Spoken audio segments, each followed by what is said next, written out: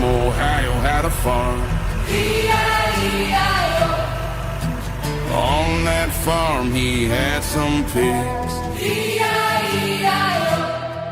With a sheep here and a goat there. Eric from Ohio had a farm. E-I-E-I-O. Eric from Ohio had a farm. E-I-E-I-O. Eric from Ohio had a book. E-I-E-I-O. And that book made no sense. E-I-E-I-O. So we fed it here, fed it there. Pages flying everywhere. Eric from Ohio had a farm. E-I-E-I-O. Sometimes he shoots it straight. E-I-E-I-O. Sometimes he wipes his butt. E-I-E-I-O. Pages spin and chaos reign. Sheep just stare like Bro's insane. the Quran is such a stupid book. E-I-E-I-O.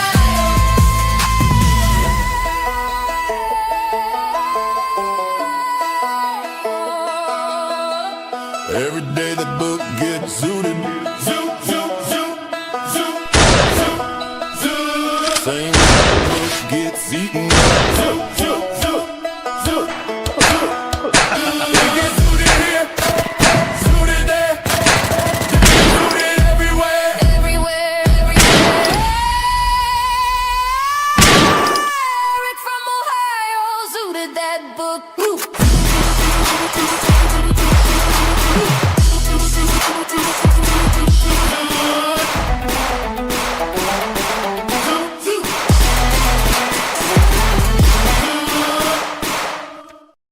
E-I-E-I-O. Welcome, my friends. We are diving on into this topic.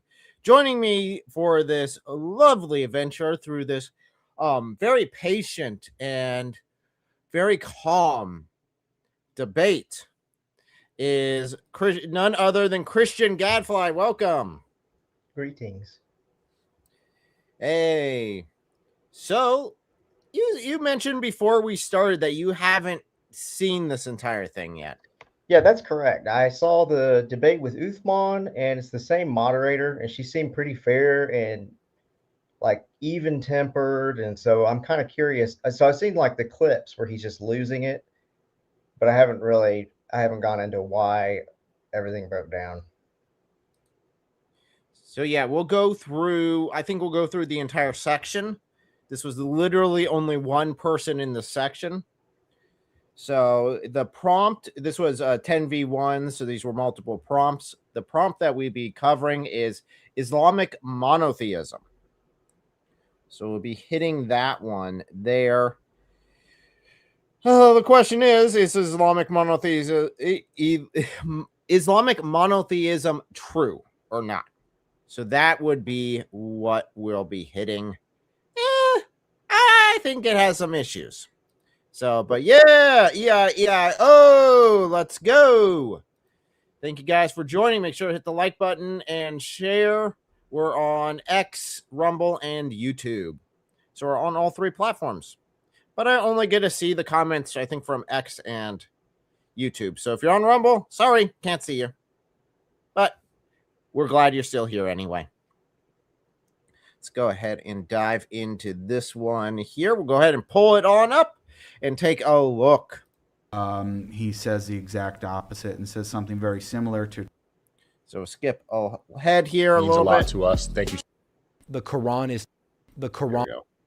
So it's about right here where they switch over. So they run this little ad thing, I think, in between each one. So, but before we begin, Christian Gadfly, do you want to plug yourself a little? Let people know where to find you.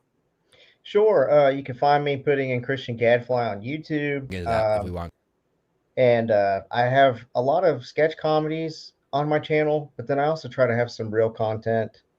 Come by, show me some love, watch some videos. I'm about 300 watch hours from being able to be monetized, but I'm competing with myself from last year to get there. And I just dropped that video about a year ago where it's like me talking to Mike Winger, and he's using AI to try to, it's like making fun of Muhammad Hijab. And so it's like, oh gosh, I have to compete with those views. But it's all right. It's all good. So, real quick question: so you're trying to get to what number as far as watch hours? It needs to get to 4,000. It was 3,666 yesterday, and then it dropped to like 3,545 today or something. It's because I'm a year after that ridiculous video, so it's okay. I'll get there when I get there. I just have to get there by February because they're doubling the amount of hours you have to do. Did you see that?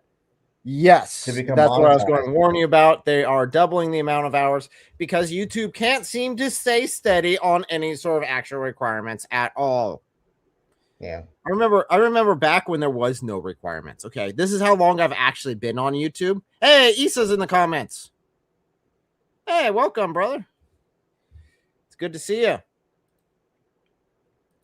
So I remember way back, sorry, a little bit of a tangent before we jump into the topic, because this is kind of important if you do any sort of YouTube or anything like that. I remember back when everyone could monetize. You didn't need to. All you had to do is upload a video, hit the application, and you're good.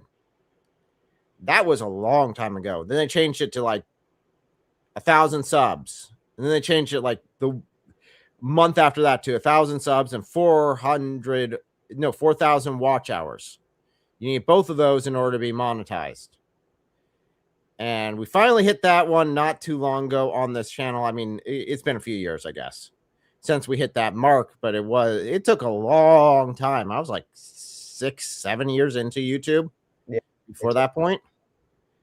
So, and yeah, they're changing it again. Elle came to me and said, man, you got to make sure you got your watch hours up because they're changing it to 8K watch hours per year, doubling it. I was like, I don't care.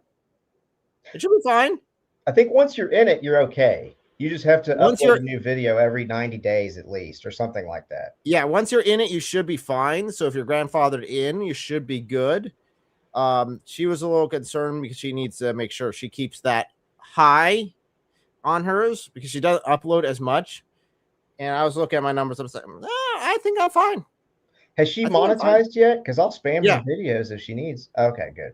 She's monetized. Not saying don't share her videos because that would be good. Definitely her last one where she was almost murdered in Dearborn. Because, yeah, that's a thing that happened. So if you like my wife, Elle, make sure to check out our video and see what the heck happened. I'm glad Apostate of Allah was there with her. I feel like she can take care of herself. Well, we had Apostate of Allah. We had a couple others. I'm very appreciative of the men who went out and joined her because I was stuck at work. I couldn't make it up there. So I'm very grateful for the men who came out and had her back while she was out there. But yeah, they got a little spicy out there with power tools. What, nearly murder? Yeah. Yeah, the Shia didn't like their Islamic sources being read too much. Isn't that the funniest thing? That's what makes them so mad. It's just like reading hadith. Well, it wasn't even hadith. It was a tafsir that she established that, yeah, you guys think that this is an authoritative tafsir, that you guys agree with it. Well, here, Muhammad is doing this action that they really did not like. So if you want to see what that is, make sure to go check out that video. But yeah, so she was concerned. I said, don't worry about it. It'll be fine. But then again, I'm at last 28 days. I'm at 6.2K. So I'm spoiled. You're well. Thank you guys so much for your help. Because I couldn't do that without you. I'm not watching my own videos. Forget that. I have to live this thing. I don't have to rewatch them. You guys are nuts. You guys take care of this. I'm way beyond me. Okay, let's dive into this topic here. We'll skip along. This is, again, a 1 verse 10. We're going to go ahead and skip along to where this starts. and just start at the second prompt, because that's when things get interesting. And again, this is interesting to see because this is the backdrop to his meltdown at our conference, where he went absolute bonkers after David. To as well later, but on the historicity of the crucifixion of Jesus Christ. And so I know the standard Islamic teaching, and The Israelites. Sorry. Golly, I thought we had it. But I think we'll have to play a little bit of their ad here just to get it. Because I got a little knob to where he says I got a bigger knob. There we go. Much better. Saying that it is about So this is the guy beforehand. Violence is not correct, because the I think that's evil. All right, thank you, gentlemen. A nice little handshake, and we'll move on. So that's the If you moderator learned in the anything middle. from this episode or got any value at all, please share this episode with a friend. It helps us grow the channel. It helps us grow the podcast, and it means a lot to us. Thank you so much. Islamic. Yes. Good opportunity to like and share the video. I agree. Monotheism is true. Let's see.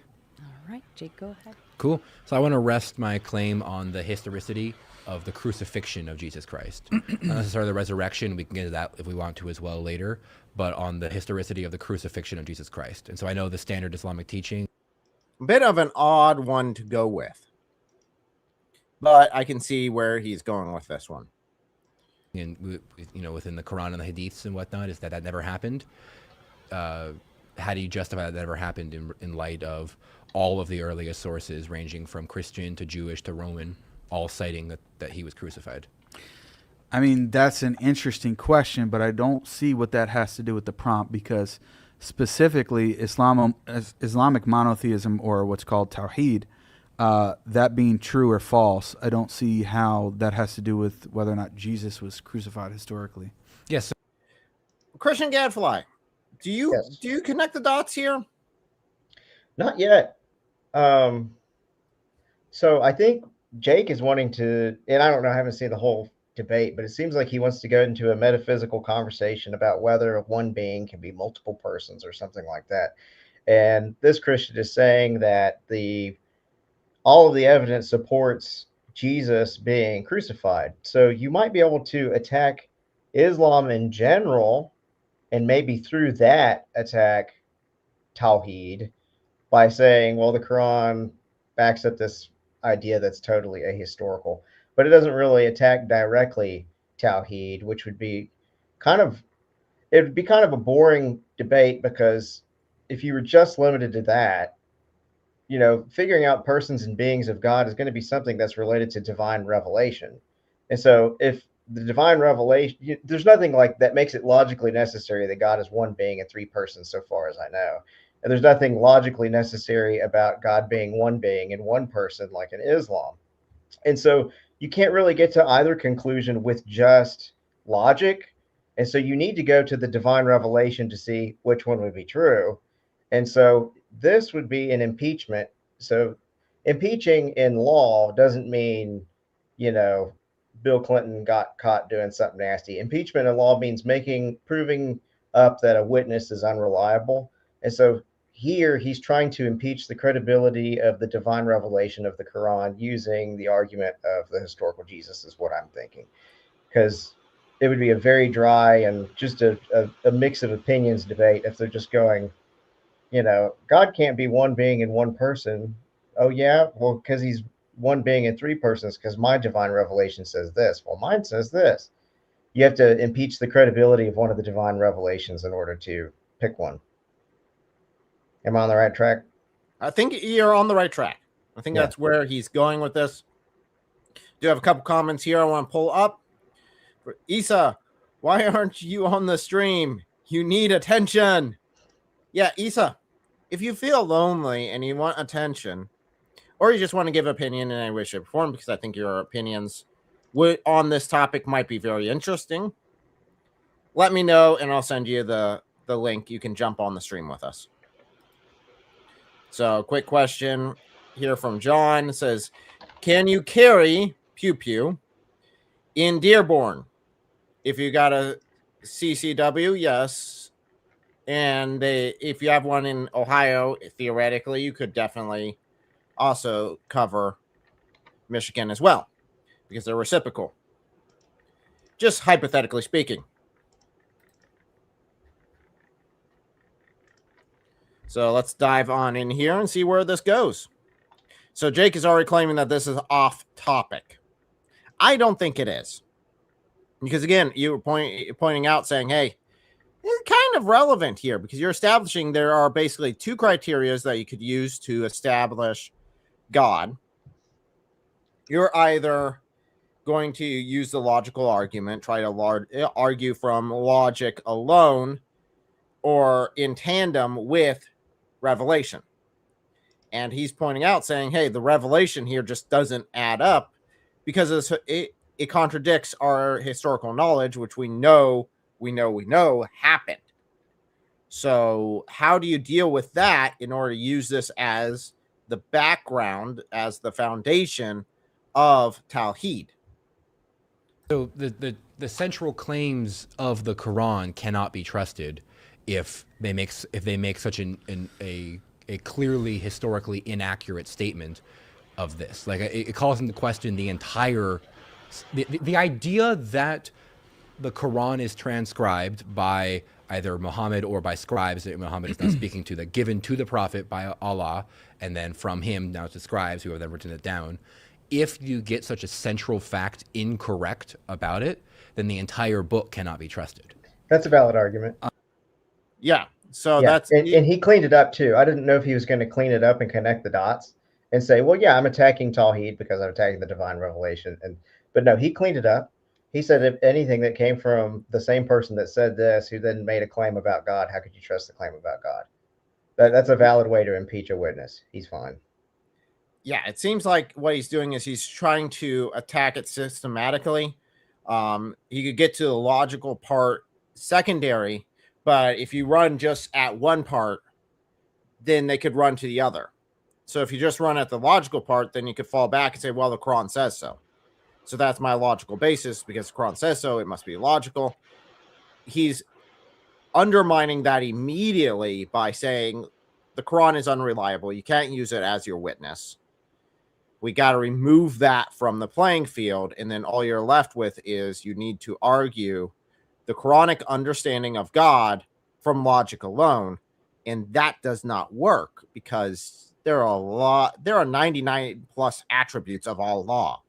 You cannot prove all of those to be true in order for Tawheed to be 100% true.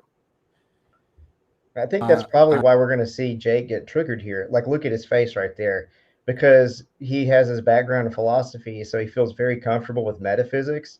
He doesn't want to have to defend all the stupid junk that's in the Quran.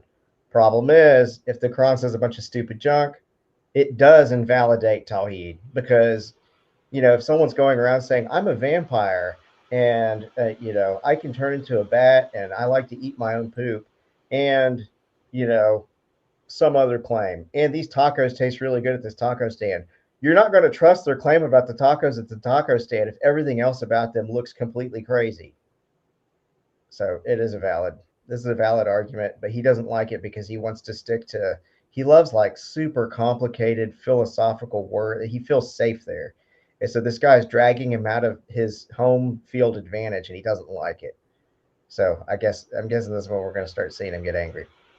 I'm still failing to see the connection. We're talking, for example, in the last prompt, we talked about the Trinity. Now, if I were to mention that another part of the Bible gets a historical error when it comes to the Pharaoh and what time he was living in, I don't see how at all that would establish that the Trinity is false.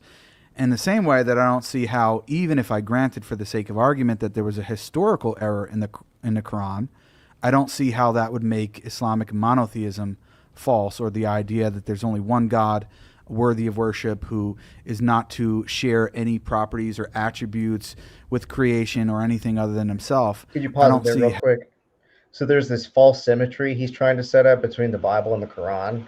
The Bible, I do believe it's inspired by God. It's the holy word of God, but it's a whole bunch of different genres written at different time periods. It's not something that was dictated by God, word for word, perfectly preserved. You know, it's written in a tablet that's in heaven already. So it's not the same at all, because with the Quran, it's supposed to be word for word, we're hearing what came from Allah, right? And so if the Bible got something wrong historically, you could go, okay, well, that human writer forgot something, right? Without even having to go into inerrancy or not, that wouldn't necessarily discredit everything about the Bible, because the Bible's not pretending to be this word for word revelation that's been programmed into somebody's brain like the Quran is. On the other hand, the Quran is supposed to be this. We're hearing from Allah. Allah is the sole author of the Quran. He gave it word for word. And so if Allah is wrong in one place, then why would we trust him in another place? It's not symmetrical.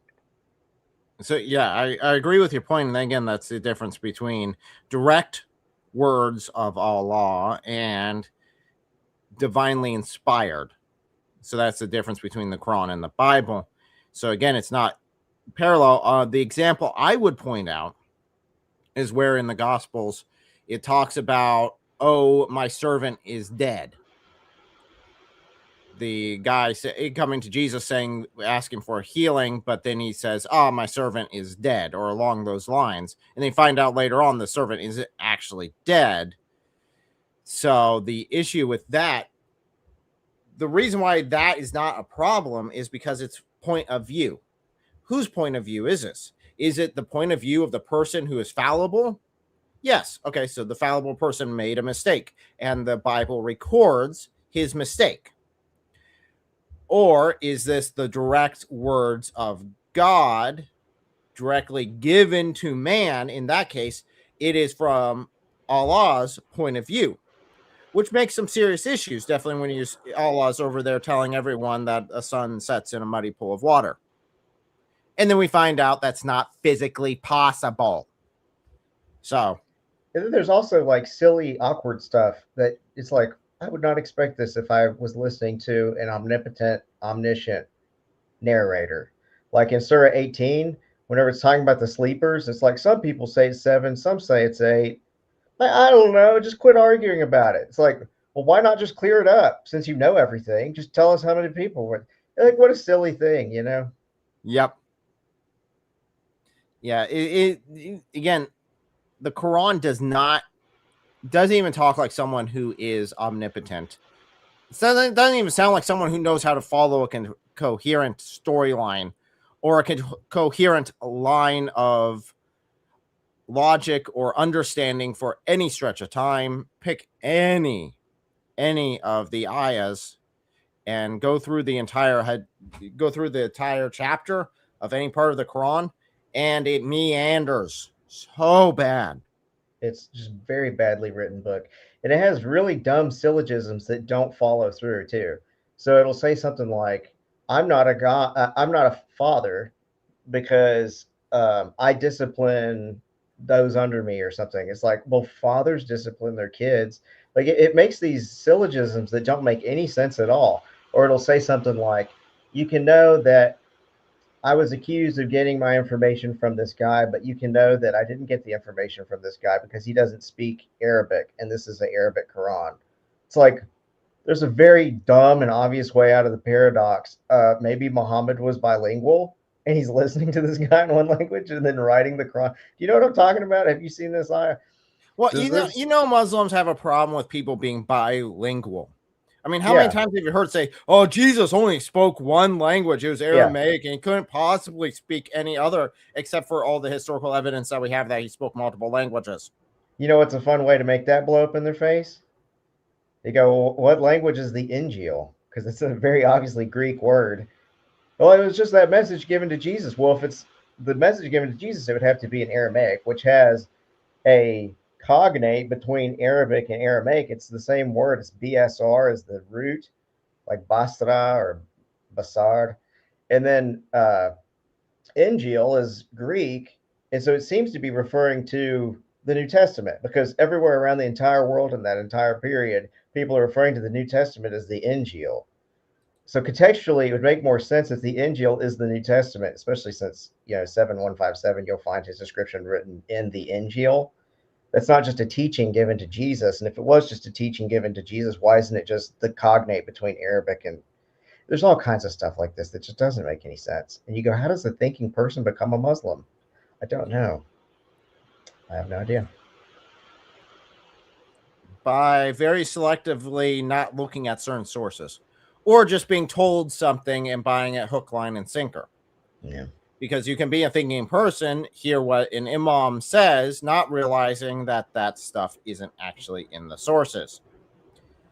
But let's continue. How that would be false. Yeah, so I think it's a false equivalency.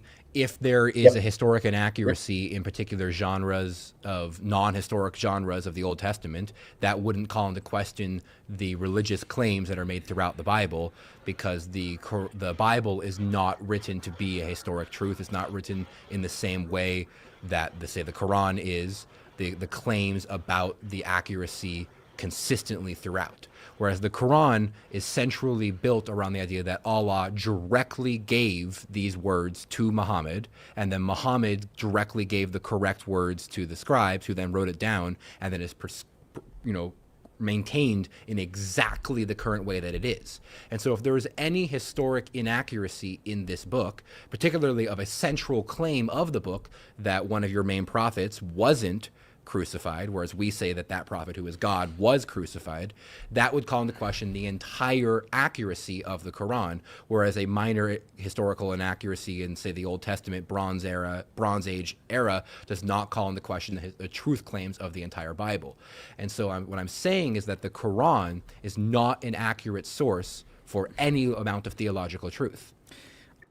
I want to say something. Oh, go ahead. And then I'm going to say I'm about to say Jake's in trouble. This guy Yeah. seems to be smart. He knows his sources. He knows what Islam teaches. Jake is in some serious trouble here. And Jake is attempting to do something called a tu quoque, which is an argument where you say, you're looking at me, but what about you? The problem is, what is the prompt for this debate? It's Tawheed, not the Trinity. Right? So it doesn't matter. The Bible could have a bunch of historical errors and therefore the Trinity's false, and doesn't matter. He could be arguing with an atheist right now. Right? This guy, we could replace him with an atheist, and that wouldn't affect the prompt at all. The prompt is Tawheed. And so he's going to have to defend Tawheed. He can't just attack the Trinity. So I think it's a failed tu quoque. Well, I think you underestimate Jake. Yeah. Considering when he was supposed to defend the Quran, all he did the entire time was attack his debating opponent with personal attacks. So, yeah, Jake could probably do both, just it's not going to work. Honestly, this is very interesting because it has nothing to do with the topic whatsoever. There's no connection between a supposed historical inaccuracy and the idea of Islamic monotheism or God being one. He does I not like how he there. downplays it.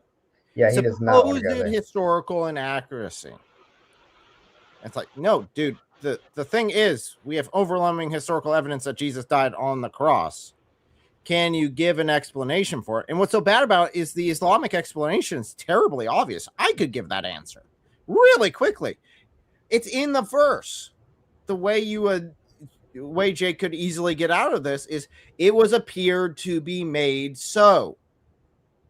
So you could point to that, say, see, it's just how wonderful Allah is, how powerful, how controlling he is, because he made it appear that it was Jesus on the cross. And the fact that there's so much historical evidence pointing to it just proves Islam is true. You could make that argument. It's an extremely stupid argument. It's an extremely weak argument because it comes with you got to presuppose the truth of the Quran in order to justify it.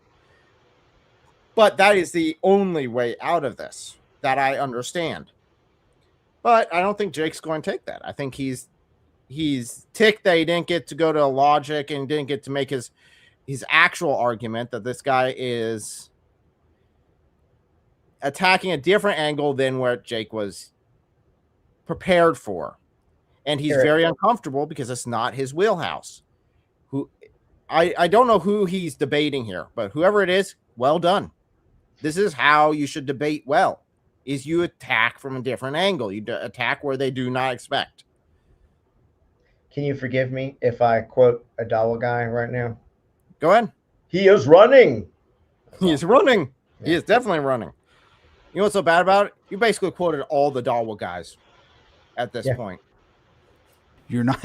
He's not going to convince me that there's any connection between those You whatsoever. don't think there's any it's like connection taking, between the accuracy of the Quran and then the truth claims about the biblical, of the Quranic God? No, the Quran could be wrong about one point, but that doesn't mean that that one point means that everything in the Quran is. So if God is wrong, because these are the words of God, if God is wrong, it's no big deal. Jake's cooked, bro. I mean, that He's is, cooked. yeah. Even that admission right there is actually kufar. Look at that face. He's trying to cope. That's a coping face right there. So yeah, him admitting that the Quran could even possibly be wrong according to Sharia is him doubting a part of the Quran. And that leads you out of Islam according to Sharia. False. That doesn't make any sense. No, it means that doesn't the follow Quran's at not all. a reliable source.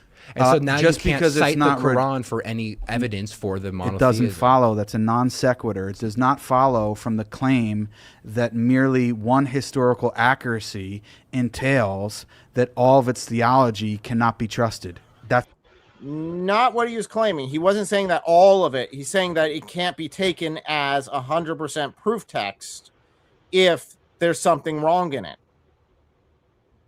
So yeah, that's true. No, Jake's clearly in the wrong here. And I can see that objectively. I used to be an atheist. Even when I was an atheist, back when I was 25, I would have said Jake's in the wrong here. It very, very clearly, very obviously, there's a direct line of logic between impeaching the historical credibility of the Quran's claims and then any other claim that it's making about the theology. Because Allah's the author of the whole thing. And if Allah doesn't even know history, why are we going to trust him when he talks about himself? Yeah. Yeah. But then again, this is the same God that declares that he is the greatest of all deceivers. So the fact that you take that one without questioning it, kind of says you kind of deserve all the other deceit. Let's see, Levy. It's a non sequitur. It There's doesn't no prove that there's it no can't be argument trusted, that's but making. it does mean that the Quran cannot be the reason that you trust it. So it's like Oh, the first prompt. doggone it. He's literally right there. That was an amazingly good move. Because what he pointed out there is you can't just rely, and this is something a lot of Muslims really do, is use circular logic, that you trust the Quran because you trust the Quran. He's saying you can't use that as your foundation. And now what he's doing is he's just establishing that that can't be used, and then they can move on from there. Islamic monotheism. Yeah, Yes. for me, I think we have good, independent, rational. So I think I skipped to the wrong portion here. Let me Is the rewind a little prompt bit. is the Quran or Islam? Source. And so now just you can't because it's cite the not Quran for any evidence for the monotheism. It doesn't follow. That's a non sequitur. It does not follow from the claim that merely one historical accuracy entails that all of its theology cannot be trusted. That's a non sequitur. It There's doesn't no prove that there's it no can't be argument trusted, that's but making. it does mean that the Quran cannot be the reason that you trust it.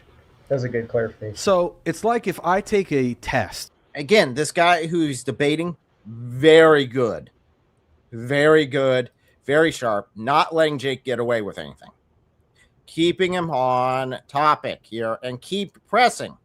And I take an exam and I get one question wrong on the exam, does that mean that I can't be trusted to try to get the other answers on the exam right? No, It does if you're claiming to be an all-knowing God when you write it. Yes, that's the difference. It's the difference between someone who's fallible. Yeah, maybe you get one wrong, but I would have to check each one of your answers then to verify that it aligns with reality and not just take and assume that you got everything correct. That's what he's saying. He's saying you have to assume that the Quran is correct in spite of the evidence of the crucifixion. You just have to believe the Quran is true. And, oh, yeah, that's the God that it describes is 100% true because we take the Quran as true. Yeah, so if you get one wrong, then everything falls apart. I'll do the chain of logic for people watching. So abductive logic means an inference to the best explanation. You have the claim of all of these claims that are supposed to be from an all-knowing God. One of them's wrong. Immediately, you know, inference to the best explanation. Well, this is a claim from a dude, right? Well, let's look at the whole merit, the whole reason you were supposed to believe any of the claims to begin with wasn't because Muhammad's a trusted person or because, you know, he has a good reputation. It's because God is supposedly speaking.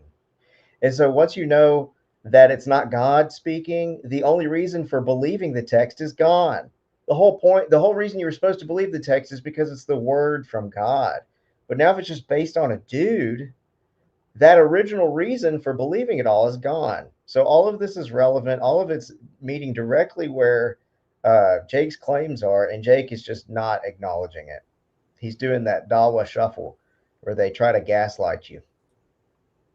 Of course, because he doesn't want to deal with it. He wants to avoid this.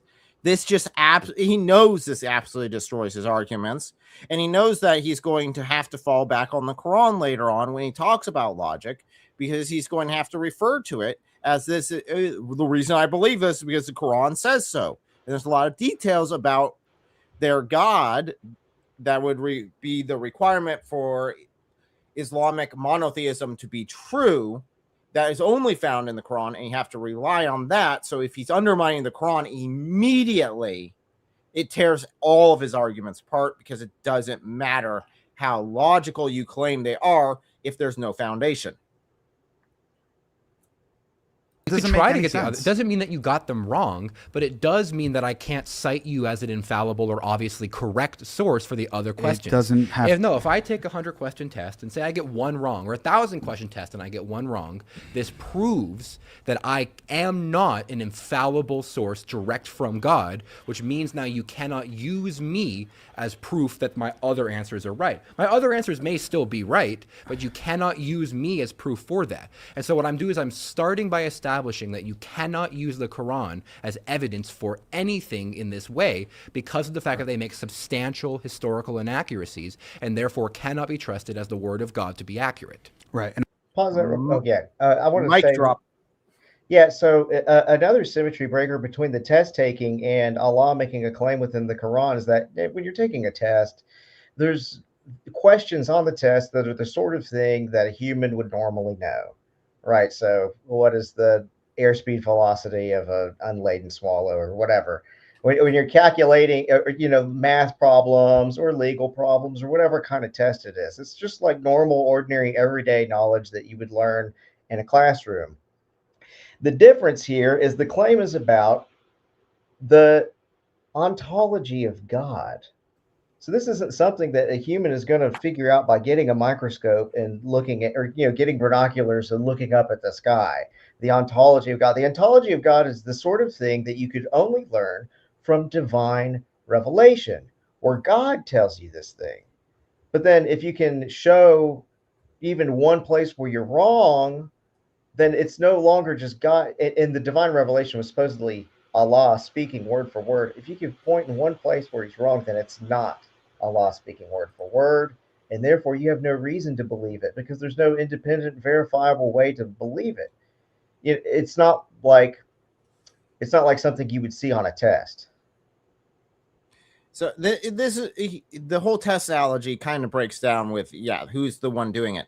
This would be more like you took a test and then you went and you got the answer sheet for the test and you're grading it and you find out that the answer sheet got a question wrong. How are you going to rely on the answer sheet for all the other questions if you already find out the first question is wrong? You're not. You're going to put the entire answer sheet into question. Yeah.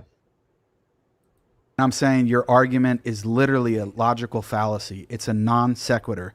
It does not follow at all from the claim that there's supposedly one historical inaccuracy in it, that means that nothing in the Quran can be trusted. I never said that nothing in it can be trusted. That's what you keep saying. No, you keep it's saying, not what I said. I said that you cannot. Literally what you keep you can saying. run the tape back. What I said was that you cannot use the Quran as a reason to believe something. Is the argument, not or that the Quran could be right about lots of things. Is the prompt, is the Quran or Islam infallible? That's not the prompt. The prompt is Islamic monotheism is true. I'm waiting for your argument against it. Oh, now you care about prompts. The one thing the Christian could do to tidy up the links, and we already did it, was just to clarify that if you're talking about the ontology of God, the only way to know is through divine revelation. And so therefore you have to trust it wholeheartedly in the way that we're talking about. But I mean, Jake is just playing dumb at this point.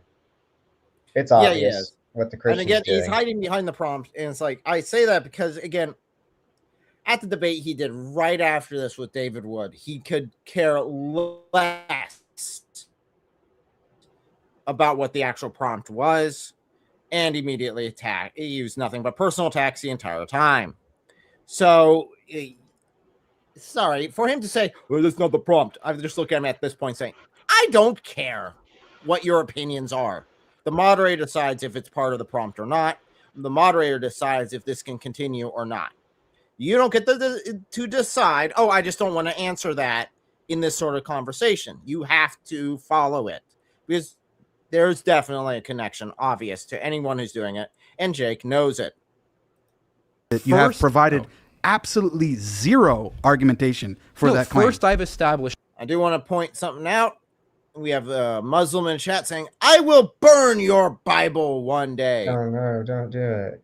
No. I mean, if you own it, I don't care.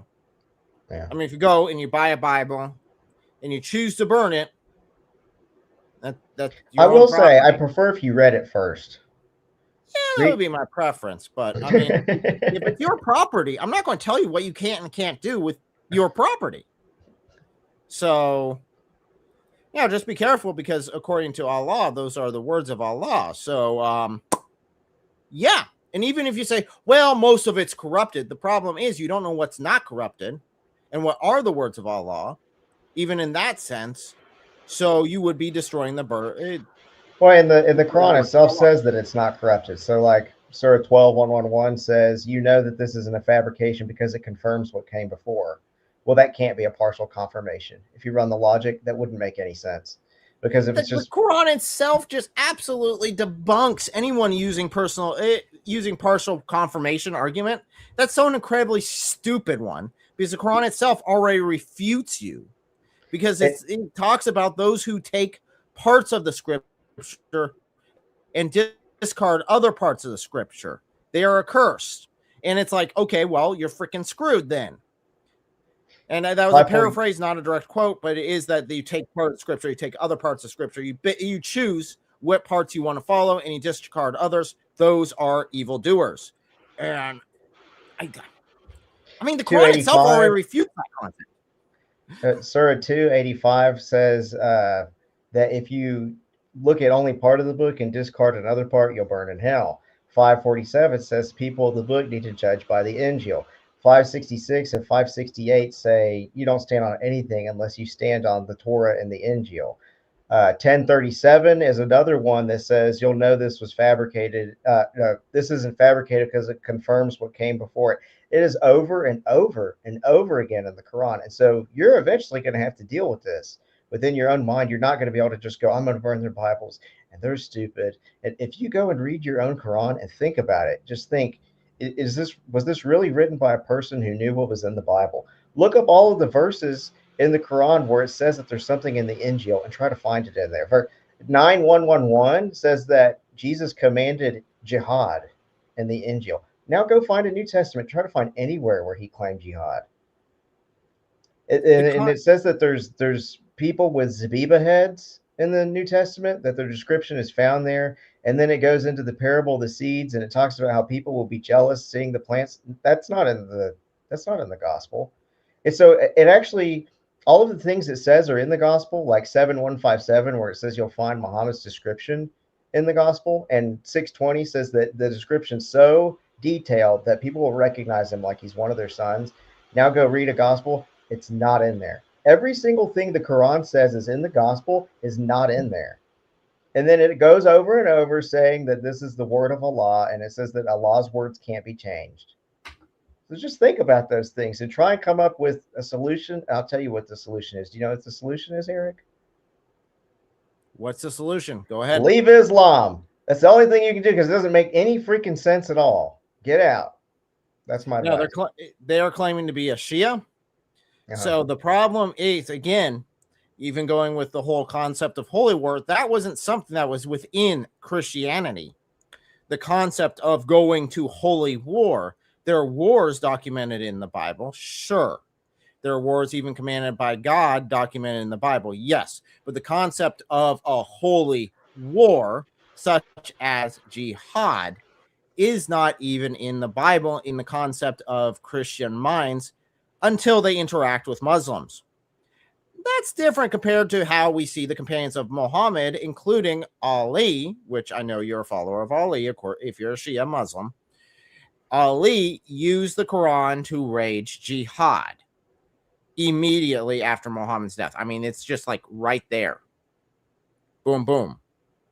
So, yeah, that's completely falls apart because there is no concept of holy war. The only time we get holy war within Christianity really is when it interacts with Islam, because Islam is nothing but holy war.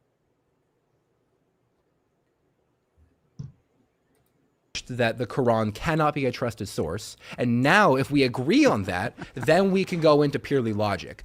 But I can't go into purely logic if you're going to have an infallible source that you're trying to cite, or that you might use to cite, or that is the justification for your belief in this. I have to go at the actual reason for why you have this belief, which is that you believe that the Quran is an accurate, reliable, infallible source. No. And I'm saying it's not. No, I never made any of those claims whatsoever. You don't think The very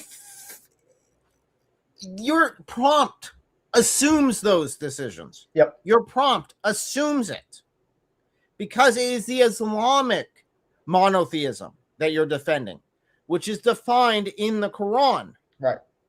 So you have to have that as part of your defense by definition. So that's a very safe assumption to make.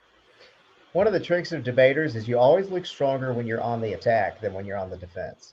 And so what Jake is trying to do is not make it where he has to defend anything. And so he's just going, well, I didn't claim that, even though his own position presupposes that. There's no way around it. If you're going to claim Tawheed, then you have to claim the reliability of the Quran.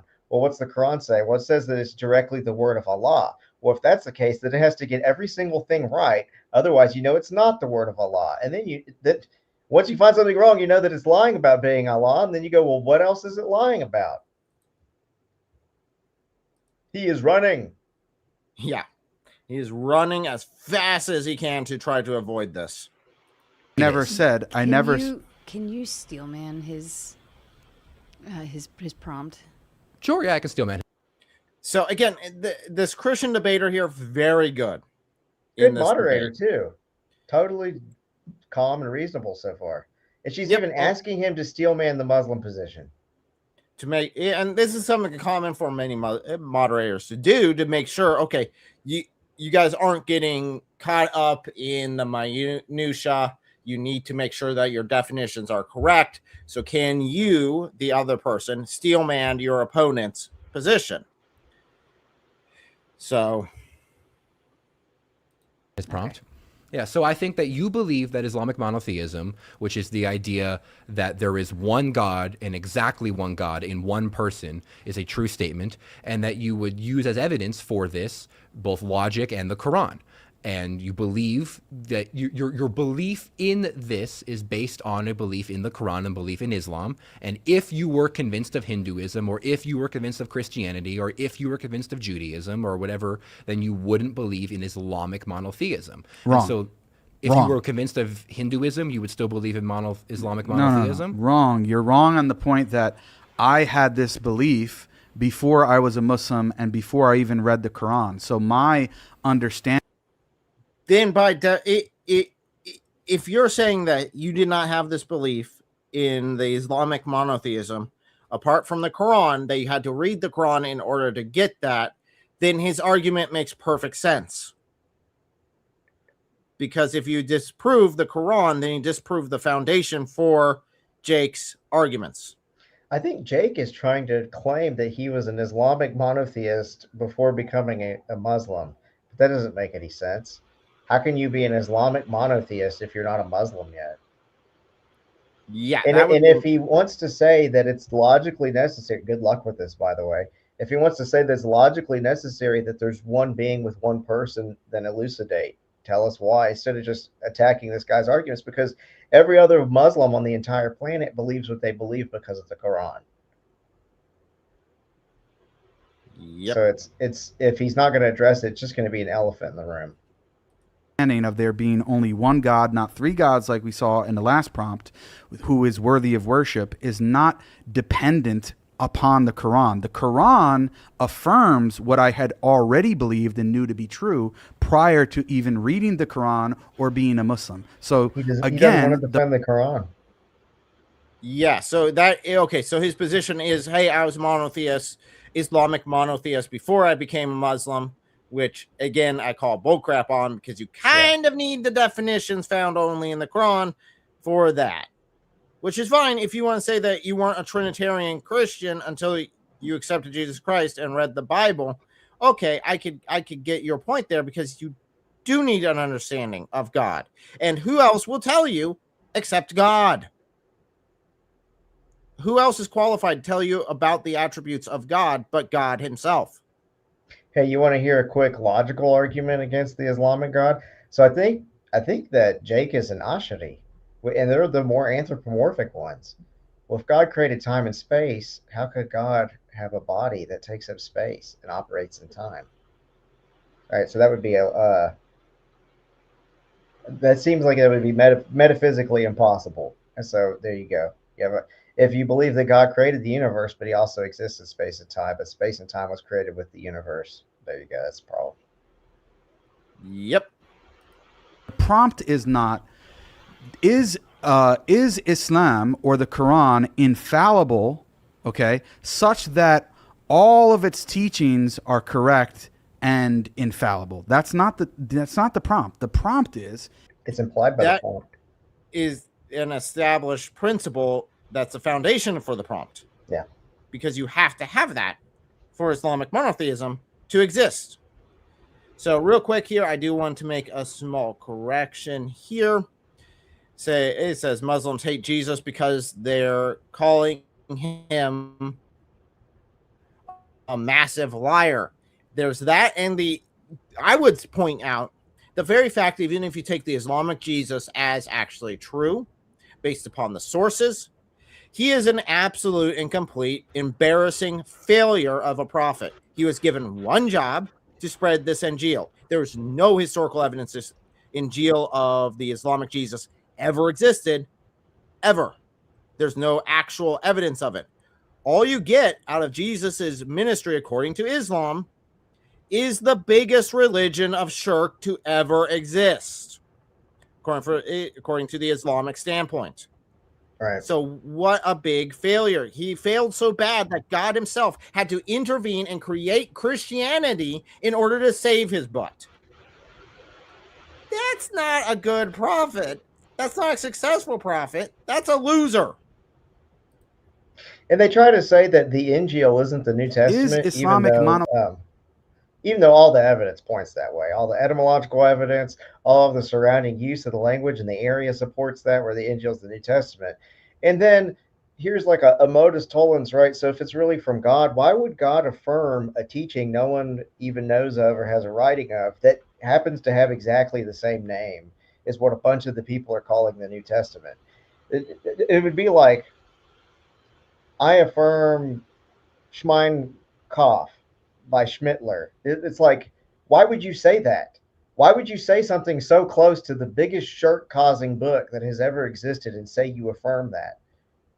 It's like, and then no clarification. No, it's only referring to the teaching, and that's what all these people try to say with the conscious corrections and stuff.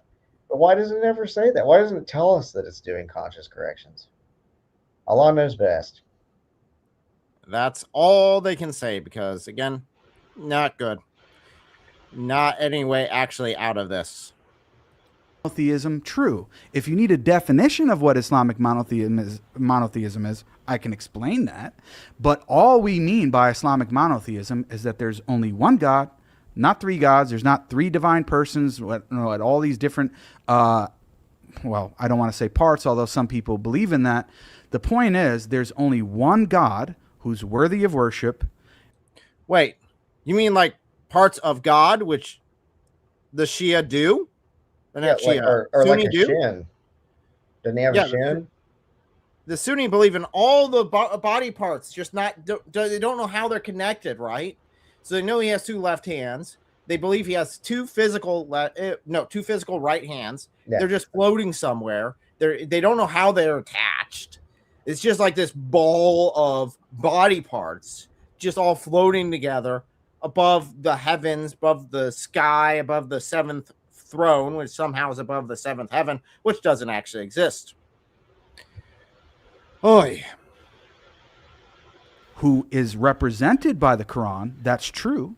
But nevertheless, we are not saying that every aspect about Islam and the Quran is on this prompt. Because if that were the case, then when we said that the Trinity is false, we could have been saying, I could have just kept going back to the Bible as evil prompt and said, oh, well, because the Bible has these inaccuracies or falsehoods in it when it comes to moral claims or even historical claims or even other theological claims, could even be other theological claims apart from the Trinity, has absolutely no bearing on whether or not the Trinity is true or false. But it does have bearing whether the Bible is a reliable source for citing the Trinity. And so if you could explain to me why the Bible is unreasonable or infallible, or not, I mean, or deeply fallible or whatever, then from there I couldn't use the Bible as evidence for why I believe in the Trinity. And so what I'm saying is, like, if the Quran was false, but I know you don't think so, but if the Quran was false, you're saying that your belief in Islamic monotheism has nothing to do with the Islamic texts? I would still believe in the same conception of God, even if I weren't a Muslim. No, I don't think so. What I wanted to say was the Christian's right here, and that's actually, like, as a lawyer, if someone paid me to attack the Trinity, that's exactly the route I would take. Why? Yeah. Because there is no logical problem of the Trinity. I mean, I know they talk about it, but as long as a being and a person aren't the same thing, they can differ in number. It doesn't create a logical problem. Logical impossibility is very, very, very hard to prove. Like, even a unicorn, though it does not exist, so far as I know, isn't logically impossible. Proving that something's logically impossible is very difficult. You can say as a square circle's logically impossible because you have those standard definitions of a square and a circle, or that 2 + 2 = 5 is logically impossible. But the problem is, it's not like the Muslims say 1 + 1 + 1 = 1. No, beings and persons aren't the same thing. And so long as they aren't the same thing, you don't have a logical problem. And so the other issue then would be evidential, where you're trying to see, is there evidence of the Trinity in the New Testament and in the Old Testament? And there is. It's there. There is evidence that's there, and interpretation of a text is an abductive inference to the best explanation process. And so the best way then to attack the view of the Trinity isn't the main 2 ways that they try to say, there's no evidence of the Trinity. Well, there is. It's logically impossible. No, it's logically possible. And so you'd have to just attack the reliability of the Bible. That's the way that I would do it if I was a Muslim hired to do the job.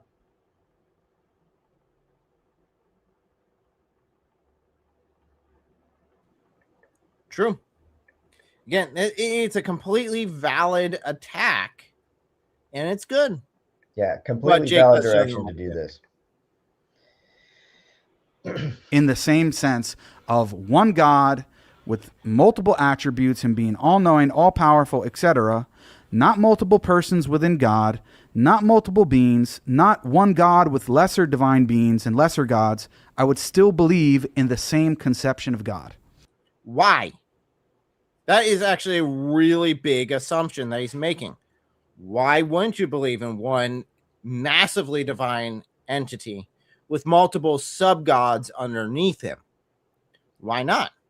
Why does it have to be this specific view of God according to him without the Quran being used? Because the Quran is, as established, can't be 100% trustworthy.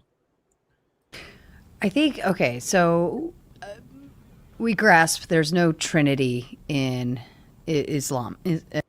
No, I would disagree. I would say that the Quran never disproves the Trinity or actually says anything negative about the Trinity itself.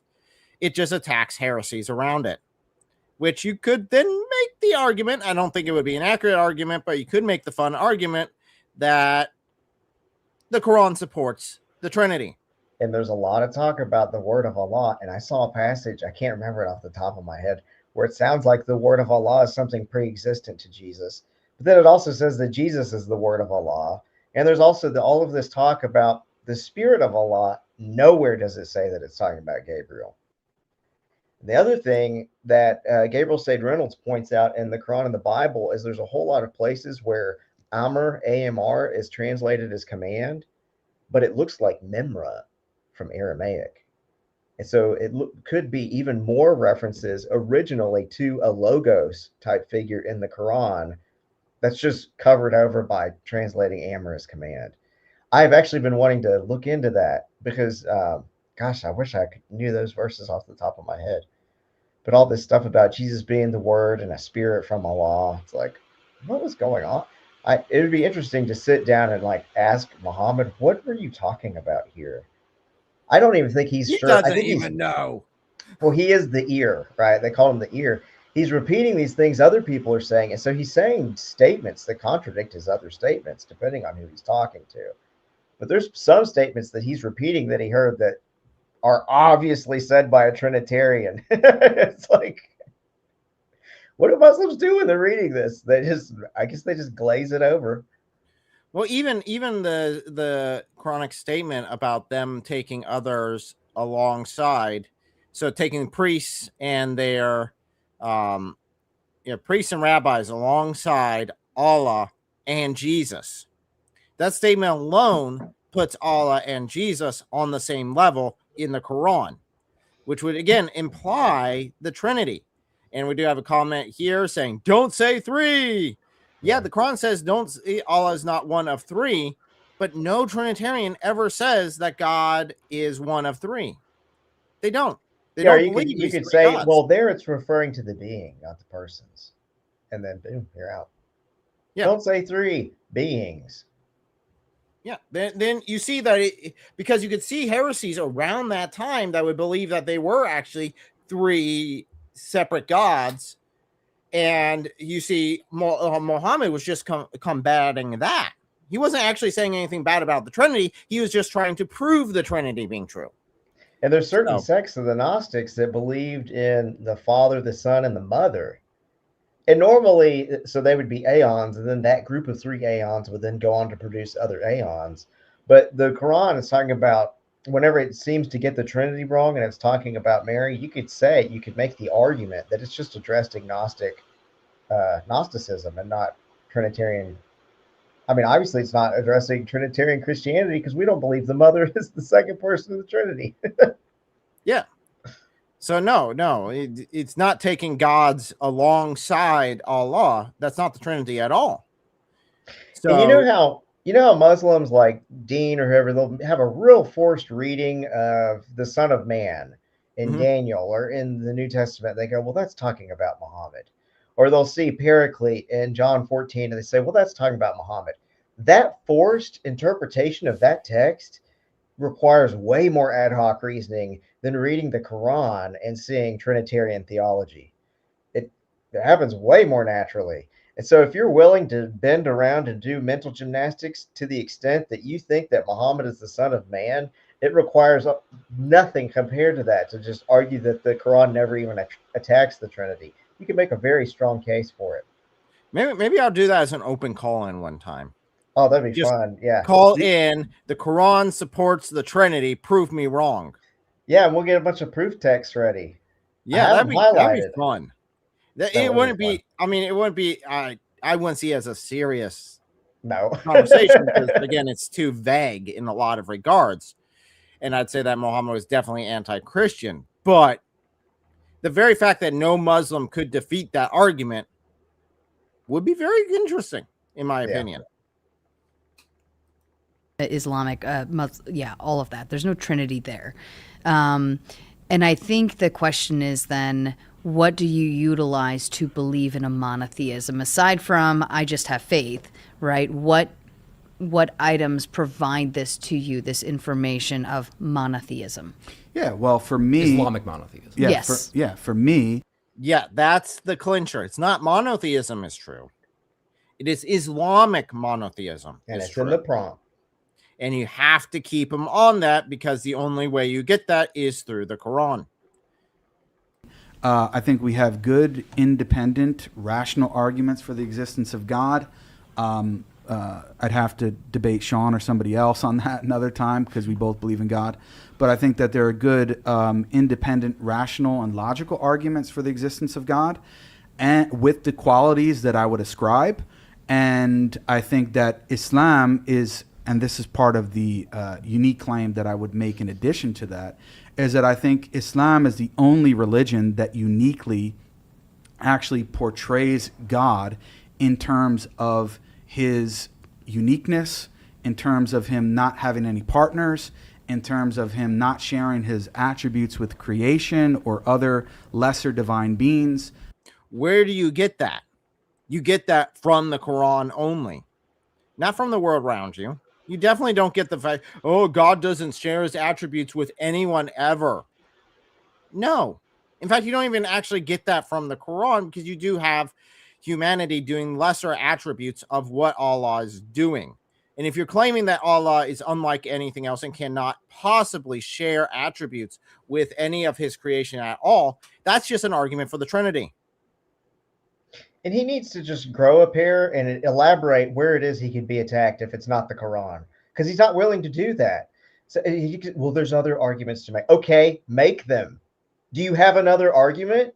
Put it forward, and then we can assess it. Stick to the prompt instead of just. His prompt seems to be avoid everything my opponent is saying and accuse them of getting off the prompt. The actual prompt is the monotheistic God of Islam. If you can get there running, say, a cosmological argument or an argument from limits or one of these arguments that you think leads to one being, one person, God, run the argument. Let him hear it. Instead of sitting there going, there's other arguments to be made. That one doesn't work. I don't need the Quran. Okay, say something then. Give something of substance, man. Yeah, he just doesn't want to. He doesn't want to defend anything. That is the unique claim that Islam makes, whereas the Trinity is the exact opposite, whereas Hinduism is the exact opposite, whereas other religions that make claims about who God is don't actually fit the bill with what I already know independently from reason or what from is that? What is it you know? Sorry. And how do you know it? That everything in the Quran is true because the Quran says so. Yeah, and I knew it before I read the Quran. Okay, how'd you know it? Don't get off topic. The prompt is the monotheist. That's probably how he would respond. In this debate, yes. We would call in Islam the fitra, or the innate disposition to know and believe that God exists. Got it. Okay.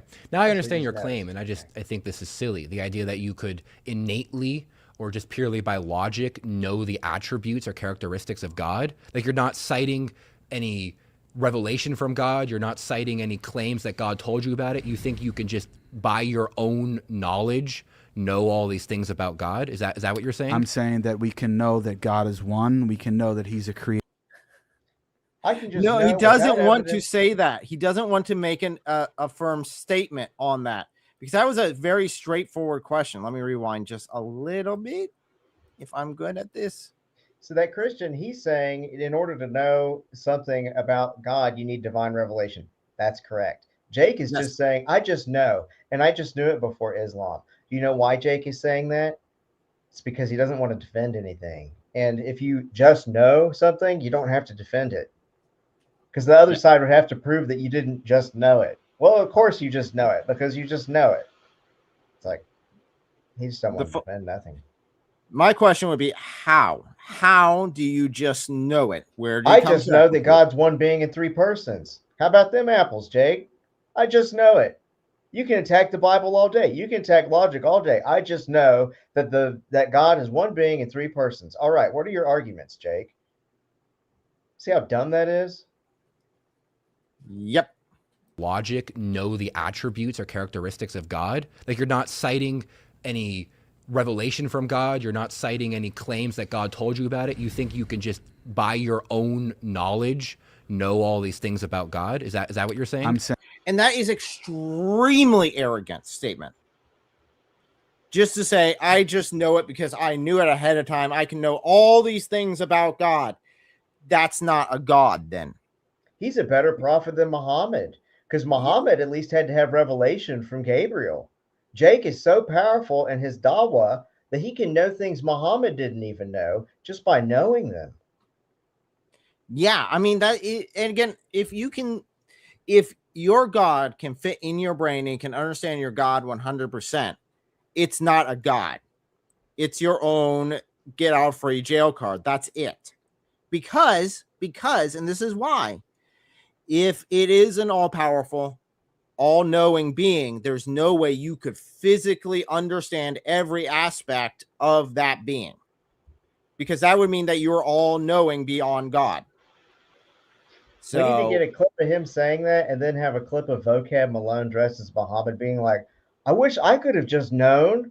I had to go there and get choked by Gabriel, and I could have just known the whole time. I wish I had just known instead of having to be choked. Almost kill myself jumping off a mountain. So, real quick question. Hey, brother. Says, hello, how are you? Doing well by the grace of God. Going through this insanity. But this is what needs to be covered because this is the state of Dawah in 2026. These are their best debaters. Okay? This is the high point. saying that we can know that God is one. We can know that he's a creator. How can you know God is one without him telling you that? Okay, so let's be clear. Do you believe God is one? Yeah, because I think he told me that. Okay, How so- do you? So he finally made an actual love it. claim that God is one, which, by the way, is definitely part of this prompt. How do you know that independently of the Bible? And yeah, of course, brother, I remember who you are. You've joined for most of my live streams periodically. So, yeah. How do you know that God is one, independent of the Quran, separate from all of that, according to your logic? You think God is one without him okay, telling you good. that. So you don't think that we could know that one God exists apart from revelation? We would be confused whether or not there's one or more than one God. Yeah, of course. How would you Okay. possibly know that there is like to me that seems so unbelievably obvious that I assumed you were getting this from the Quran. But you're right, that was an assumption I made. And so now it was a very explain- silly No, assumption. okay, so explain Again, that's a personal attack. That's an attack on the person, saying, oh, that was a very silly assumption that you thought that I actually believed in the Quran. Think about that, what Jake just said. Again, that's kind of on the level there of disbelief. Maybe Jake will finally get around to why he believes in monotheism here. I mean, seriously, Jake has left Islam according to Sharia once already. This one definitely seems to be very borderline, because if you even jokingly say that you do not believe in, you do not know what faith is, that's an act that would cause you to leave Islam. So, yeah, that's quite a bit. to me how Yeah. you can possibly know without revelation, just purely by logic, the attributes of God, that there are exactly one, and that there isn't the Trinity, that there isn't other persons, that you could know Now purely we're by going- itself. Well, we're now going, if you want to go back into the Trinity, the reason we know that the Trinity No. He didn't No. say he didn't want to go back in the Trinity. He was asking you how you knew. He just wants to attack the Trinity. That's where he's comfortable. That's his home field. He Yep, knows that's- every single argument you can make against the Trinity. He's going to push the discussion to that however he can. He doesn't want to deal with historical inaccuracies in the Quran. He doesn't want to deal with how you would prove logically that Tawhid is true without using the Quran. He doesn't want to defend anything. All he wants to do is attack, because he knows that in his grift, as long as he's attacking, he'll look like he's winning. Yep. That's it. That's all he really can do, is he wants to get it back off of anything Islamic, because he knows he can't actually defend that. is false is because it claims to be one God, but it very clearly is three gods. If you want to go, if you want me to go down, knocking it down every other religious claim, whether it be Hinduism, Buddhism, or whatever. No, else, just we can defend do your that. own. Purely That's not by the point. logic. Don't go The after point- Hinduism. Explain to Exactly. me how you know there's one God who is I will. exactly I will one if God. you be quiet and let me actually talk. He did let you actually talk. You just started attacking the Trinity because that's what you wanted to do and not actually defend your actual position. And explain this to you, because it's surprising to me that you as a Christian don't know how there's one God. So here's an argument as to how we know that there's one God. Finally, thank If there God. were How multiple long was it? gods, as we see in certain polytheistic traditions like the ancient Greeks, Romans, etc., then we would not see uniformity in nature, which we experience. We experience a genuine design and uniformity in nature, which points back to the fact that there's one creator and that there's one God. If there were multiple gods and multiple creators, then there wouldn't be what we call necessary agreement. For example, No, because you could get to the same result. And in fact, that's what I originally thought of whenever I heard this. Not necessarily, because you can get to the same result if you have one supreme God with multiple sub gods underneath him, where he's the one dictating where things are going and everyone else is following lockstep underneath him as their own deities, and then they have their own worshipers underneath. So you could have something like that. That sounds like Timaeus. Like Yes. Plato's Timaeus. I would So run that something would- like a argument from the simplest explanation, like Occam's razor, where it's like, don't posit more entities than you need in order to explain the evidence. And so that's how I would argue a single being God. And I could even argue a single person God using that if I'm ignoring divine revelation. But then if I take into account the historical arguments for the resurrection and how compelling they are, and then the fact that the people who follow Jesus and Jesus himself affirm a three-person, one being God, well, then I would integrate that into my model. That doesn't contradict the original model, though, that you could run arguing this kind of cosmological argument or with Occam, paired with Occam's razor. Yeah. Because you have to integrate the new evidence. Yeah, that's it, just it, because he's ignoring the new evidence in order just to have his own little worldview there. Again, it's his argument is not exclusive. It definitely doesn't rule out the Trinity, which again we're saying is one being. They have one being, three personhoods. That's not being disproven by his argument here. He just claims that that's just some sort of polytheism, which the Quran would disagree with you, Jake. The Quran says we are not polytheists. Stop lying. They're commanded if you had to the say, scenario, hey, have Go you ahead. ever seen, I'm going to find this ayah and bring it up later. They're commanded to say, we believe in what was sent down to us and what was sent down to you. We believe in your God and our God are the same. Have you heard that verse before? Yes. Yeah, it's like 29:49 or something. I'll find it. We'll come back to it. He's ordered to say that his God is the same as our God. that there were two gods. How could two gods be in order to be God? Would you agree that God has to be all powerful? I think that. I don't know how you would know that purely logically. Yeah, you can't. You don't necessarily have to know that purely logically. It's That there's 29:46. one all-powerful God. Maybe for example, you can look at companies that have one CEO on top, decides how it goes, decides where they go, but there are a bunch of sub workers underneath. Can he, the owner of the company, do everything himself? No, he's not all powerful, but he's got enough workforce underneath him to do what they need to do. So again, that doesn't necessarily exclude all the other possibilities. So you don't know that God is all powerful. I do know that, but you don't know can't that. You don't know deceive that purely You from don't my know logic. that independent of revelation. No, of course not. You don't even know causation independent of revelation. Like What? no, this is You don't know that cause and effect exist apart from revelation? absolutely you do not. This is actually one of the big problems with secular philosophy. I mean, have you read Hume? Have you read any basic philosophy? Like one of the Yes. problems is that I actually have 2 degrees in it. Do you? no, I don't. Unfortunately, Jake, I think you need to go get a refund because you were lied to, or you just got those online. I don't know which. Okay, so maybe I've you read could a lot more inform than me. you have. I want to say a critique of the Christian here. I do think you can know cause and effect without divine revelation. Just, I mean, That is even true. even a 2-year-old can know cause and effect. It's like my 2-year-old knows if she, hits her sister and doesn't apologize, she might get spanked. That's cause and effect. So, but of course, Jake's going to jump on this and totally attack this and get totally derailed from having to defend. And his argument for monotheism really wasn't even that good. The uniformity of nature. You're right. There's all kinds of examples that you can come up with that would explain, it's just they're all underneath one authority or something like that. I think my own argument I gave just on the spot, pulling it out of my butt, that Occam's razor, don't posit more entities than you need, is a much better argument. I wish you had said that, Jake. You should have said that. Yeah, that one would have been much, much, much better of an argument.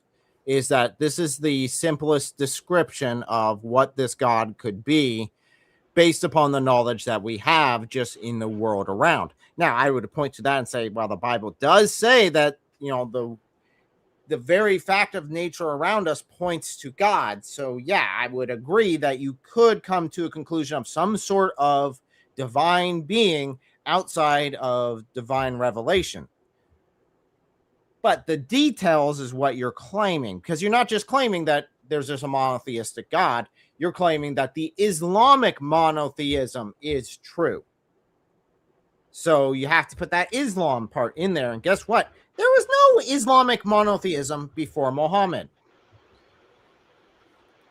Excellent. I'm glad you've read a lot. Yeah. And so explain to me why Hume's critiques of So now cause we're and going effect- into in order to try to prove that Islamic monotheism is false or not true, we have to doubt whether or not we even exist. We have to doubt straw whether or man. not Yeah, unfortunately, this happens, and you're right. This is a critique on the Christian himself. When you just add in small words like that, just add in just little statements, Muslims will grab onto those and focus on them and derail the entire conversation because they're trying to look for an out. So if you give them even a slight out that they think they could take advantage of, they will grab onto that. You can use that to your advantage in conversations by getting them into a trap. But in this case, I think he just made that mention without it actually meaning anything.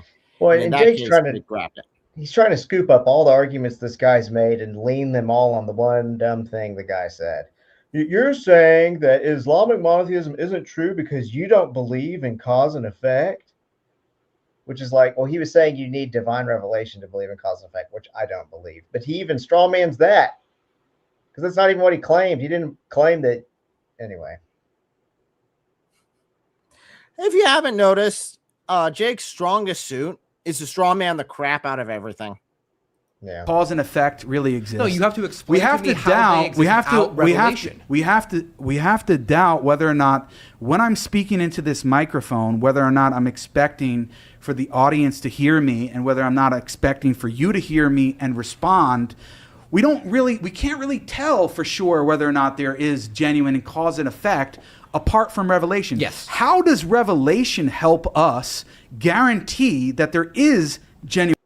This is when the Christian should just point out, hey, this is off topic. Let's get back on topic.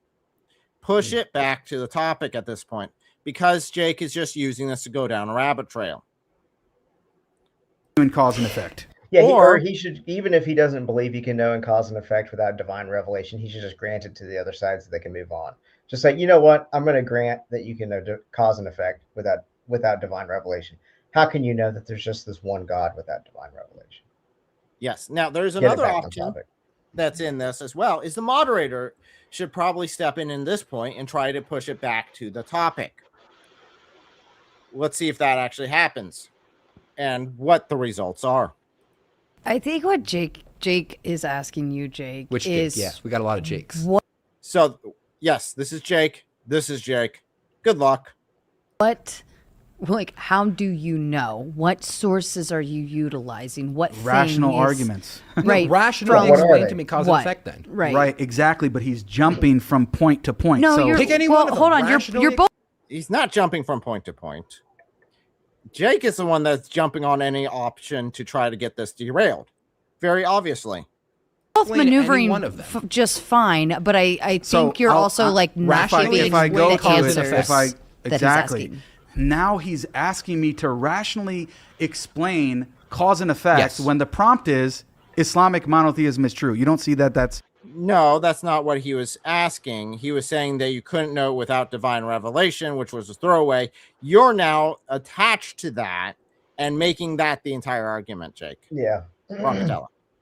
Being clear, which Jake? And no shade No, to I- Christian either. If I was there on the spot, I'm sure I would say something silly too. I bet he went home and go, "What did I mean? I can't believe I'm causing Well, a trouble." That's just it. Most of the time, debating Muslims, it's very hard unless you're extremely intentional, unless you're really good at it. Because again, they'll just grab onto anything. You misspeak about any little thing, and they'll try to make that the major point. The whole thing, yeah. The whole enchilada is just about your little what you said, and you accidentally misspoke on something, and that's all they'll attach to. But you will give them the benefit of the doubt when they say something incredibly stupid. And if that guy sees this stream, I want him to know, as a lawyer, I think you did a great job. You did a really good job. I would stay, if you don't think that you can know cause and effect without revelation, just keep that to yourself because it just distracts. It's not necessary to run your arguments. But I think I would disagree there, but otherwise you're doing great. Yeah, I agree. That was the only misstep I'd say. Other than that, he was freaking owning Jake. He was owning. He Yeah. was just like, he was running Jake ragged. Jake Yeah. was in panic mode 95% of it, but that one slip up's where Jake then took it. And I mean, yeah, maybe just grant it for the sake of the argument so he can move on. That, okay, maybe cause effect may not be a thing, but okay, let's go ahead and hit it from there. Let's go. Can Complete walk through deviation all from of the steps topic? on this. No, it's No. not deviation at all. The Because reason- well, Go because ahead. we started with like you Oh my said it's God. not the Quran. I can't say it properly.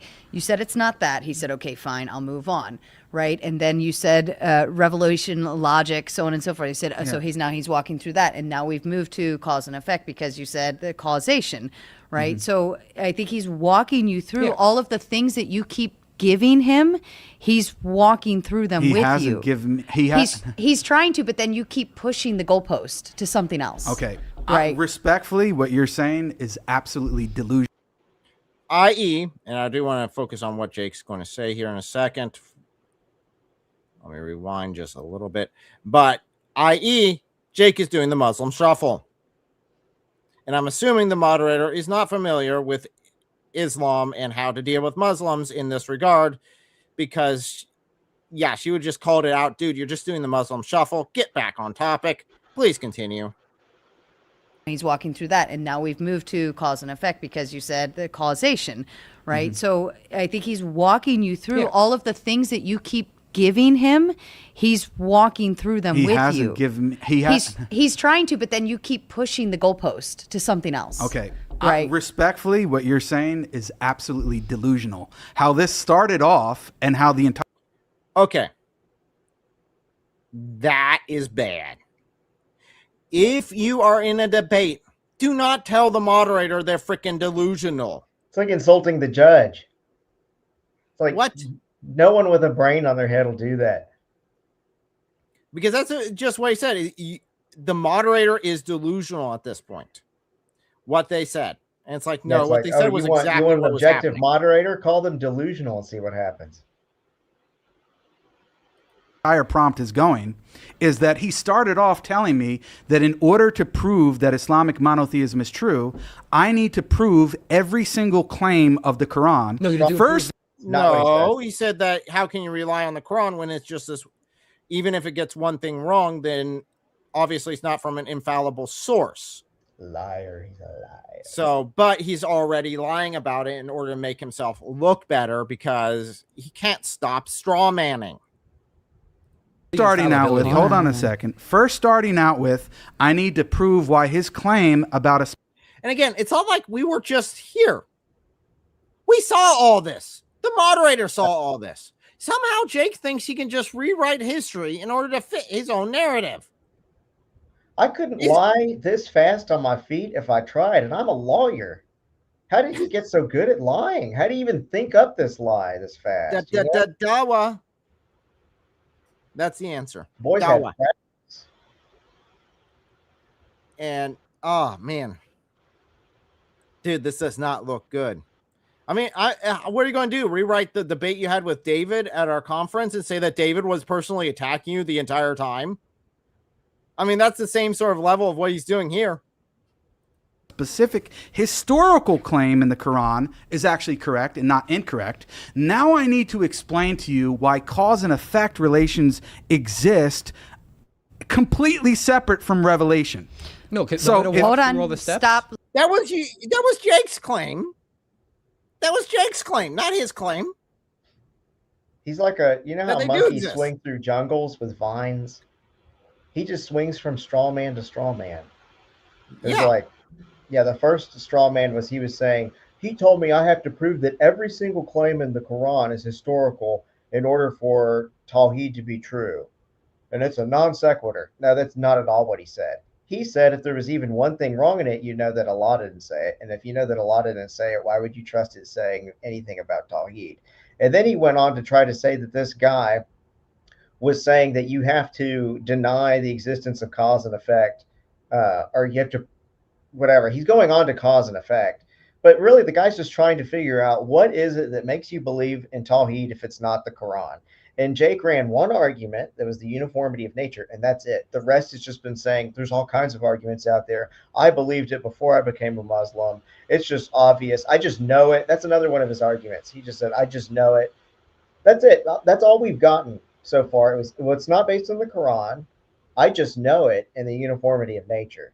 The uniformity of nature can be explained in polytheism. It can be explained. There could be a God that's made out of a giant purple elephant's butt. And as long as they're able to make everything uniform, and there could be 20 of them and they all work together. I mean, look at a car, right? Is a car made by one person? It has uniformity of function. Its screws are all the same size. It's made by a bunch of people. It's a terrible argument. I just know it. Okay, well, I can just know the Trinity. Terrible argument. And so all he's given is two terrible arguments and tried to deny that his beliefs are based on the Quran. Which, if you're talking about something like the ontology of God, divine revelation is the only place you could go. I think it's very hard to run an argument from logical necessity that there's a singular God. The best one I can think of is the one that I gave earlier, which is Occam's razor. Don't posit more entities than you need to.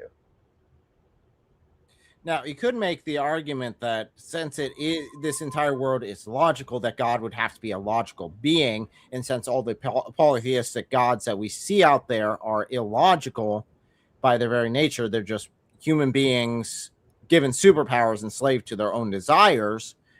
That could be a better argument that, then it would seem to indicate that there's only one.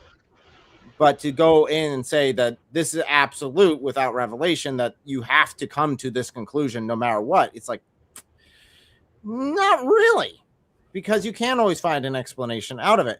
And guess what? That's pretty basic, actually. Let me work through this with you. He made the presumption. It was a poor presumption, but he made the presumption She's that being you so were patient. your ideology is based off of the Quran. It's part. That was not a bad assumption, considering and- the prompt is Islamic monotheism true, or Islamic monotheism is true, then yes, you naturally get it from Islam, Right. which its fundamental text that all Muslims agree on is the Quran. They Hey, can Eric. disagree on hadith, but Eric, Quran I'm not an expert, but could you help me out here? I'm wondering, is the Quran a big deal in Islam? Absolutely. Absolutely. It is there. You could relate it very easily to an idol. If I walked into a mosque right now and I told them, hey, I don't need to read the Quran because I just know things, do you think any of them would take me seriously? No. Yeah. Okay, that's what I figured. Partly, but not totally. Okay. So Well, hold on, I because you believe just in told one him God. it's I not. believe in one God in the way that I just expressed, completely independent of the Quran, and the Quran confirms that same belief. But you didn't actually describe any of your actual beliefs, except that God is just one because I just think so. That's Well, that's, that that's and literally what uniformity you of gave nature. us. What? That's all he did. So that's it. And that he's all powerful. That's all you have. That's all you've claimed. If you say that is Quran Islamic monotheism, then the Trinity is Islamic monotheism according to your definition. Okay. But So he I was, attacked yeah, both he asked you prongs, that earlier, and and you you said ignored it the has first nothing to prong do with it. and went to the second prong. No. And now we're on the Okay, idea that there's no respectfully, revelation. respectfully, so I'm saying, how do you get any of this without revelation? Respectfully, you're confusing two things.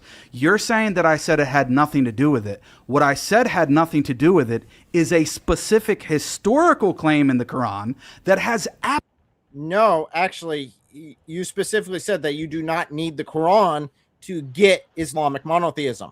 Correct. So that would imply that the Quran is not relevant to you coming to the understanding that there is the concept of the Islamic God somehow within logic itself. And the problem is now you want to wiggle out of that. Yeah. absolutely nothing to do whether or not Islam's conception of God is true. Hold on, because It's pre-modern, postmodern thinking. It's you're going ontology. He's asking an epistemological question. Yeah, Yeah, and so- I already explained to you the epistemology. Who is he debating at this point? Because it's not his opponent. He's now starting to debate the moderator. And I don't think it's the moderator's fault, because the moderator was just trying to get it back on topic, which, guess what? That's the moderator's job. Has nothing to do with every nook and cranny historical claim that's Wait, made in no, the no, Quran. so but you either- completely Crap. negated it. Yeah, so, Right. so either... I'm negating that aspect. Wait. Yeah, Do the you- aspects that are relevant Hold are on, the theology in terms of who God is as a. Okay, who here respects the moderator? Because the crush, I'm asking in this situation, not just you. I'm not asking, hey chat, who respects the moderator? I'm just asking in this situation, who's showing respect to the moderator? The Christian is, because the moderator said, hold on, and the Christian immediately shut his mouth. He's now waiting, as the moderator said. Which I do admit, in this situation, Jake is just going monologue level, and that's when the moderator needs to put down the hammer. Creator with his essence and his attributes, and that it's not has nothing to do with history. What he was asking was, how do you know? All right, here's what And I'm going to do. that's- Here's what I'm going to do. Hold on a This second. I'm prompt- sorry. I think I'm running this right now, and I'm trying to talk to you. Yeah, and you're being I'm very. trying to talk to you. And what you're I doing. am trying to okay, talk to you. You can Thank talk, you. and I'll just ignore what you say. Go ahead. Right there, Jake just lost everything. He What an literally idiot. said he has contempt for the moderator and will not listen to anything she says, because she's just trying to reach a middle ground to be able to move this forward. At this I could point, get if she was being like insufferable, being like this rude, because I'm kind of a hothead myself. I can be feisty. But this is like it's like she's just so fair, giving him opportunity to talk, trying to clarify what the issues are. He doesn't want the issues clarified. You know why? Because if the issues are clarified, then he's going to have to start defending claims, and he doesn't want to defend anything. And so he's just going to keep obfuscating, acting all angry, acting like she's acting crazy. Gosh, that's frustrating. That poor lady. and it's not like this lady, this is not the first topic, not the first point. This is like, I think, the third prompt that she's gone through with him. And none of the others had this issue. It's this one that he has the issue. Guess what? This is the first one, to my understanding, that it's actually defense for him. Why didn't, yeah, you're right. Earlier, he should have just done his own historical argument, arguing because it was made to appear so. That's all he would have had to do. And that's a very dumb explanation of the evidence, but it's an explanation of the evidence. And it's the one that all the Muslims use Why didn't he just run that argument and then let the Christian go on to the next point? Instead, he had to try to say, you're saying that I have to prove every single historical claim in the whole Quran in order to have Tawheed. That's not at all what he's saying. And you know it's not what he's saying, Jake. You know. Yeah. Now, correction. This is actually the second prompt. The first prompt was the Bible is evil, which is an aggressive prompt for him. So he would be on the offensive on that, attacking the Bible. Here, he's on the defensive with the Islamic. And prompt 3, is the Trinity false? I bet he loved that one. See, he just wants to be on the attack. He doesn't want to defend anything. That's on the attack. So this is his defense one. Yeah, that's why he got triggered. Yeah. So when he's on the attack, he's comfortable. When he's on the defense and actually has to defend what he is debating or what he believes, then he is very uncomfortable. And this is the same. You could see this even in the debate that's right after this at the Seek and Share Truth conference in Ohio, was Jake debating David. When Jake was on the attack against the Bible, it was a debate. When it became the Quran is immoral and David was on the attack, he immediately switched to attack the opponent and ignored the prompt, ignored the topic of the debate completely. So again, that's what we're seeing here. So in other words, guys, here's the trick to debating Jake. Ready? Get him onto defense. Whatever the topic is, think about how you can word it or how you can attack it in such a way that makes him go into the defense mode, because he will panic, because he's got nothing. He is uncomfortable with actual Islamic theology. Okay, then we can just shut it down and everybody Sure. can go home. Fine with me. Okay, if you're Fine with me. I'm just going to shut this entire thing down and go home. What in the How world much- happens next? See, I didn't How watch much this contempt yet. do you need? And for those who don't know, all I know about this is that it's in the middle of the video. And so I know it continued some kind of way. And now I'm sitting on the edge of my seat, just chewing my nails. What in the world is going to happen? Now, my knee-jerk reaction, if I'm owning the show, now she is not the owner of this debate. She's actually invited in as someone else to come do this. I would just kick him out. I'd be like, don't let the door. Goodbye. If you are so determined to rage quit, because that's what Jake is threatening to do. He's threatening to rage quit because he has to defend basic theology, basic Islamic theology. He's screwed. So in other If he words, did this in court, the bailiff would be dragging him out of the room already. he'd be in contempt of court. What are you talking about? Drag him out. If he started arguing with the judge, calling the judge delusional, unless you've got like an extremely patient judge, you're going to be looking at contempt of court, because that's what he has. He has contempt for the moderator. He has contempt for this platform. And this explains, again, why he had contempt at the Seek and Share Truth conference even then. Needless to say, I don't think I would be inviting him back as another debater in the future. I would actually invite back Daniel before I invited Jake back. I hate to say this, I kind of low-key like Daniel. And the reason is because anytime somebody can make me laugh, I can't help but like them. Dean Responds also makes me laugh sometimes too. I know he gets on everybody's nerves, but him and Daniel, they both can make me laugh. I'll see a tweet, I bust out laughing. I need to do a video yet. Daniel Hikikachu versus Jake, who debated better. And I'll pull up the two incredibly embarrassing debates that both of them did at the Seek and Share Truth conference. For some reason, the second one is always the worst. So, what was the drama that happened with him at the Seek and? Because I don't refuse to invite him back just because of this, because this has nothing. But what did he do that was bad at Seek and Share Truth? You talking about Jake? Yeah. He spent 2 hours attacking his opponent directly, using such words that the rest of the church was uncomfortable with even having him there. Okay. So, yeah. He was extraordinarily nasty. Again, you know what? Daniel, was nasty. He attacked the audience. He also completely went off topic. And he attacked his opponent a little bit. But he didn't spend the entire time attacking David. That's all Jake did. So if you guys want to see that, I did do a full breakdown of that debate last week. It is truly embarrassing. If anything, looking at this, I'd say that from an outside standpoint, looking at it as a debater, since I've done debates in the past, and I do want to do more debates in the future, as a debater, I'd say that Jake is purposely nuking his career. He is purposely nuking it, trying to go viral right before he quits. Maybe it's because of his MS. Maybe it's because he's got some sort of diagnosis we don't know about, and he knows that his time is extremely limited, and he doesn't want to debate anymore.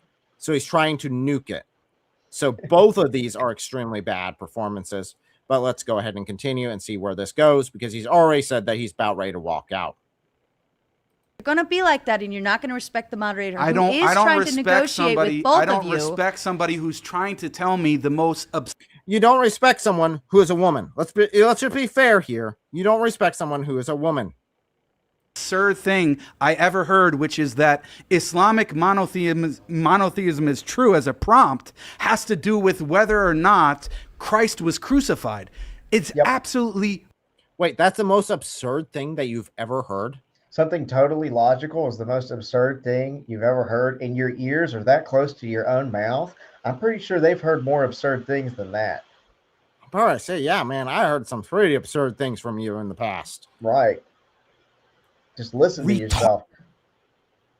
But he is and the fact that you're trying to defend that as a. So now you're calling the moderator retarded. How are you looking good in any way, shape, or form there, Jake? Moderator means that you're retarded too. I'm not defending that. Yeah, what means you're retarded too.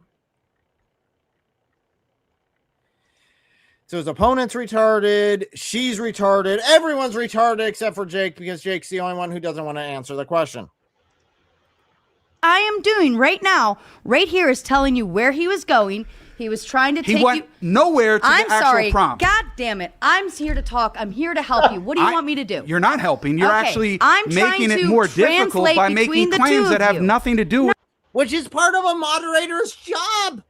She did nothing wrong. She's literally just trying to clarify what each side is saying. So the moderator is not supposed to put their inputs in. They're supposed to be impartial between the two, but they're supposed to help smooth things over. Definitely if it gets off in the weeds, they're supposed to pull it back, which she's tried doing. And she's supposed to make sure that the debaters are on topic and they are talking about the topic. That's why she asked earlier for the Christian to, steel man Jake's position. So, I mean, that's her job. She is completely doing her job, and that's causing Jake to lose his mind because he does not want to defend this prompt. No, but see, you said it had nothing to do with it. He said, "Oh, I apologize. I made that presumption." So he maneuvered, and he went to something else. Oh that my had nothing fucking to do God! with it. Can you listen for 1 second? Okay, I'm not. He maneuvered, and then you said, "Oh no, why are we moving to this?" And then he maneuvered, and then you said, "Oh no, why did we do this?" We'll go to the next. She's 100% right. That's exactly what happened. And as far as I'm concerned, she should quit at this point if they continue to proceed this, because it's already clear that Jake has shown absolute contempt and no respect for the moderator. So the moderator's position means nothing. You have to agree in a debate to go by the moderator's decisions, or else there's no point in it. She's asked, "Are you capable of defending Tawheed?" Because we would like to hear some arguments. Because he just keeps saying, "No, you can't attack me that way because that doesn't. No, it's something else. You can't attack." It's like, then give the argument. Who actually wants to debate whether or not Islamic monotheism is true? Or I think I've been doing that. You haven't at all. The thing of it is I've been it's trying still to attack his arguments to make. And his. That's just it. You give Jake's job is to give the prompt. and then defend the prompt against the arguments. The very fact that this guy has pulled up arguments that Jake doesn't want to defend because he doesn't like them doesn't change the fact that his job is still to defend his prompt. Guess what? I don't know everything. Whenever you go into debate, you don't necessarily know everything that's going to happen. When I debated Nadir on who does Islam promote slavery, I didn't necessarily know every angle that Nadir was going to take. That's just part of having a debate. Now, I had the advantage of looking him up online and watching multiple videos of him debating the same topic beforehand. That's just basic research. But you don't know. So Jake should not come with the assumption that, and with the requirement, because that's what it is. It is a requirement that these Christians attack Jake the way Jake wants them to attack. And if not, he acts like a spoiled brat. Argument I'm responding to and explaining how it has nothing to do with the prompt. No, all you're saying is that has nothing to do with it. Move on. No, that but has nothing to do with it. I explained why it had nothing. I explained why it had nothing to do with the prompt. The fact that you think it's legitimate I'm that not it has. saying it isn't. Okay, so did I give reasons for why?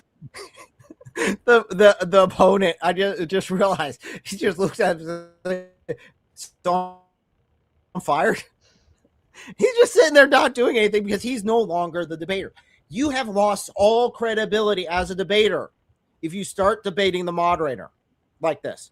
No, their screens are not even focused on the people who are debating anymore. Right now, it's focused on Jake and the moderator. Because Jake has decided that this debate is now with the moderator. Has nothing to do with the prompt? Yes, I did. You sat here and said, "Oh, you're delusional if you believe this." Blah blah blah. Yes, I'm exactly. giving you the translation and the description No, of what but is happening. You're defending and saying you I don't literally give a said. She's not defending. She's just trying to tell you, make sure that there's no misunderstandings, which is part of the moderator's job. Eric, check out the other debater's face right now. Now that's a face. That is a great face. He looks so sad. Really? Like, why did I give up my Saturday for this crap? I had to fly out to this and actually go here and you look in his eyes. It's just, man, I could have been playing Skyrim at home, and here I am. What did I do? It's like a whipped puppy. Oh Lord, what sins did I commit that this is my purgatory? Fuck what his claims are. You literally did. It's busting up now. Never mind. The entertainment's not over here with Jake. It's over here with the other debater. Yeah, a lot of times, even like with comedies and movies, like you can get good laughs out of watching the people that aren't on the main one on the screen, you know? Literally did. Oh my God, Jake, we can play the tape back where you said what his claims we are. can You play are not the paying tape attention back. to what I'm saying. We can All I play did the was tape sit here. back. Jake, we can play it back all where I you. did- Like, what do I do? Do I leave? Do I stay? I don't even know what I do anymore. He's going to switch in someone else. Okay, you take the punishment now. I'm done.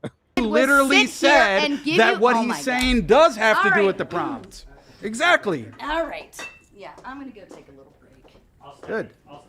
You can step in. That's ridiculous. So what I wanted to do was to. So, yep, that is it. That was the. Did she go permanently out. leave? She left. The Oh moderator my quit. gosh. And guess what? She actually, you know what? As far as moderators go, she should. She should have up and left because the studio's not backing her. Jake obviously has no respect for the moderator at all. He even said that he would just disregard whatever she said. So no.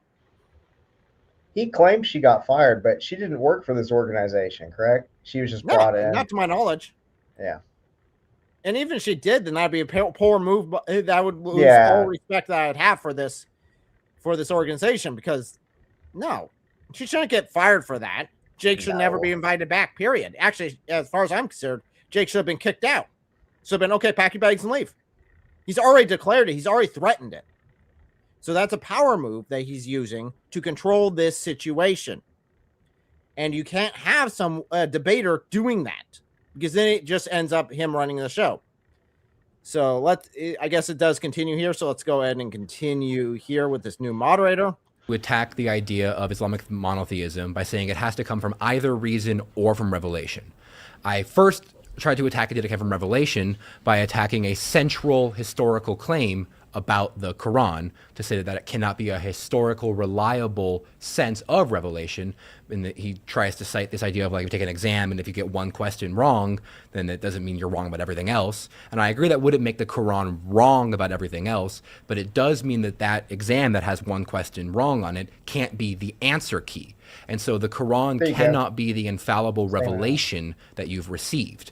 And so I'm first attacking the idea that you cannot get Islamic monotheism from revelation from the Quran. Then he says, I don't get it from revelation, I got it from reason.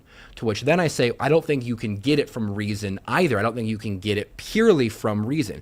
And he starts talking about how he thinks he can reason to there being just one God because of the fact of like the creation and the contradictions between these two gods, if there were two gods and all of that, to which I say that you're talking about a cause and effect, and I don't think purely from reason alone you can get the idea of cause and effect. And I try to cite Hume, and I would make arguments from Alvin Plantinga and other similar, thinkers to say that you need revelation, as he would even point out in one of the previous debates that a lot of the Western church tradition has said that you need revelation to understand the full attributes, the full details of God. And so I say, go ahead.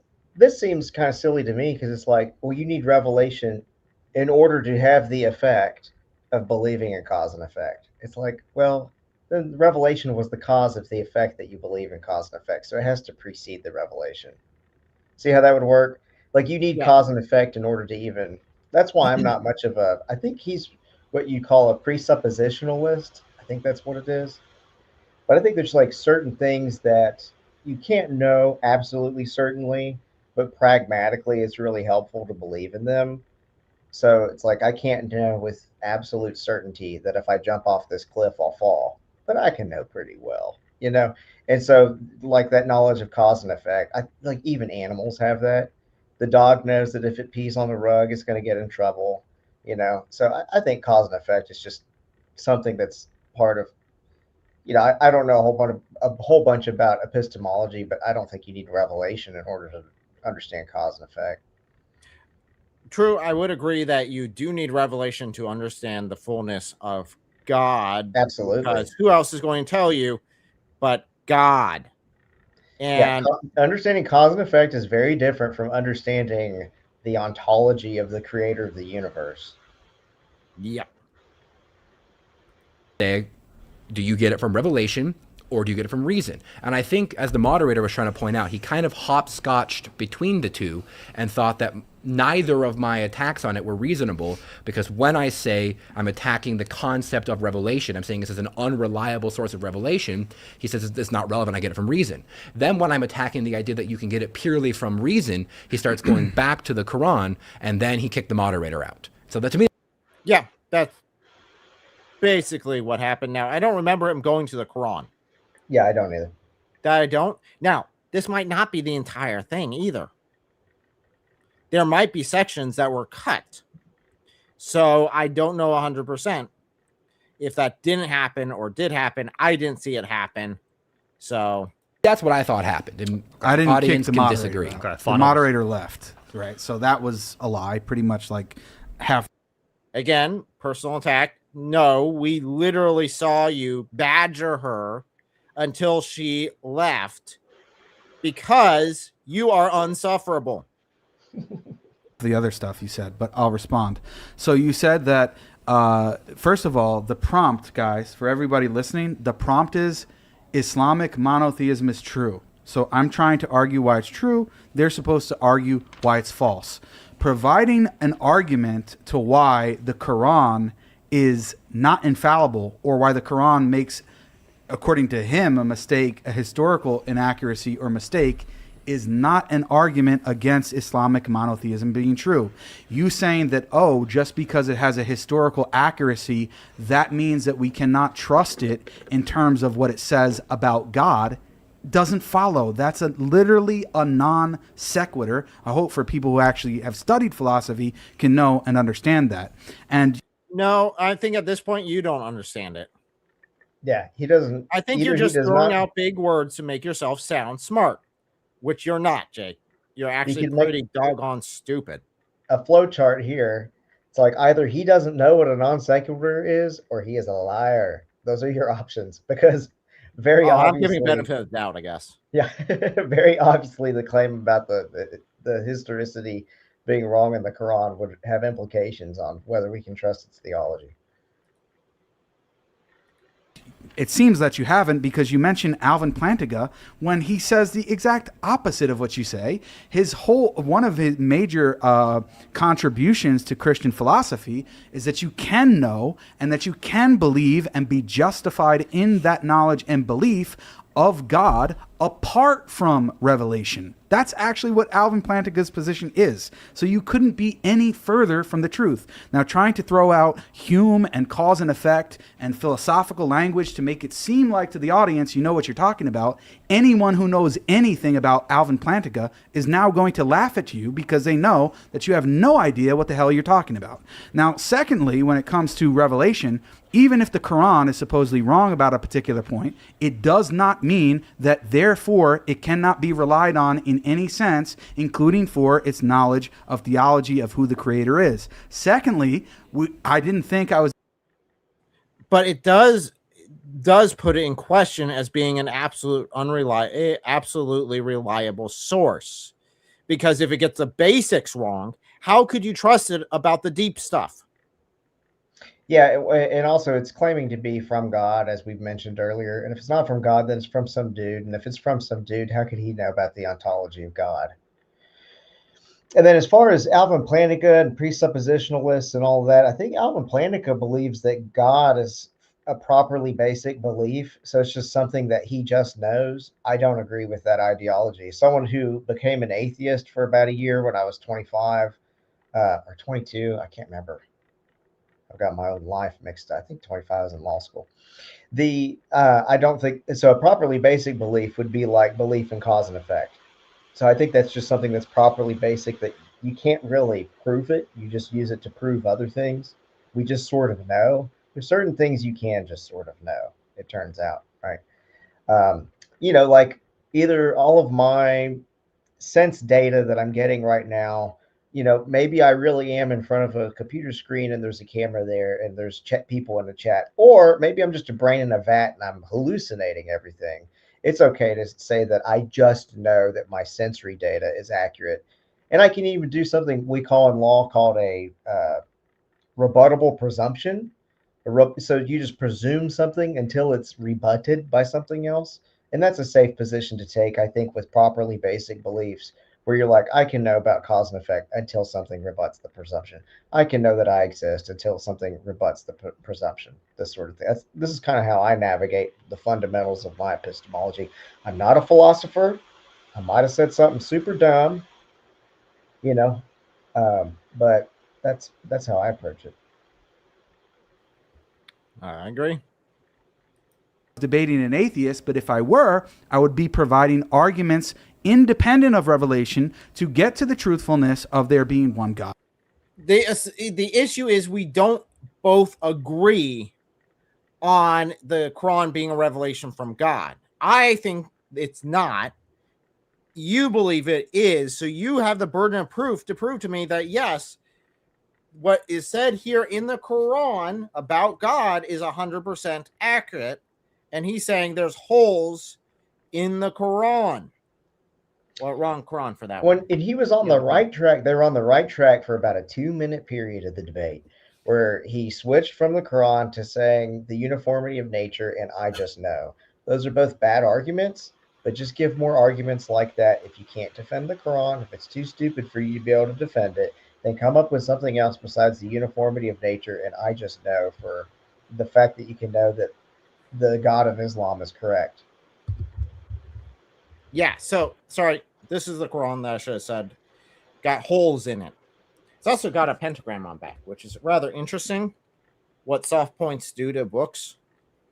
So it actually has like a star-shaped pentagram on back. Oh, weird.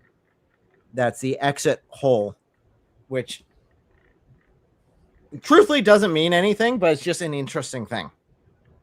Considering you could easily say that that bullet would have done that to any book, because that's just how bullets work. The physics. Hollow points, though. Hollow points are very interesting if you shoot books with hollow points. Just to let you know.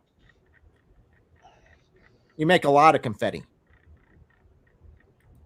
To get for the truthfulness of God having attributes like power, knowledge, etc.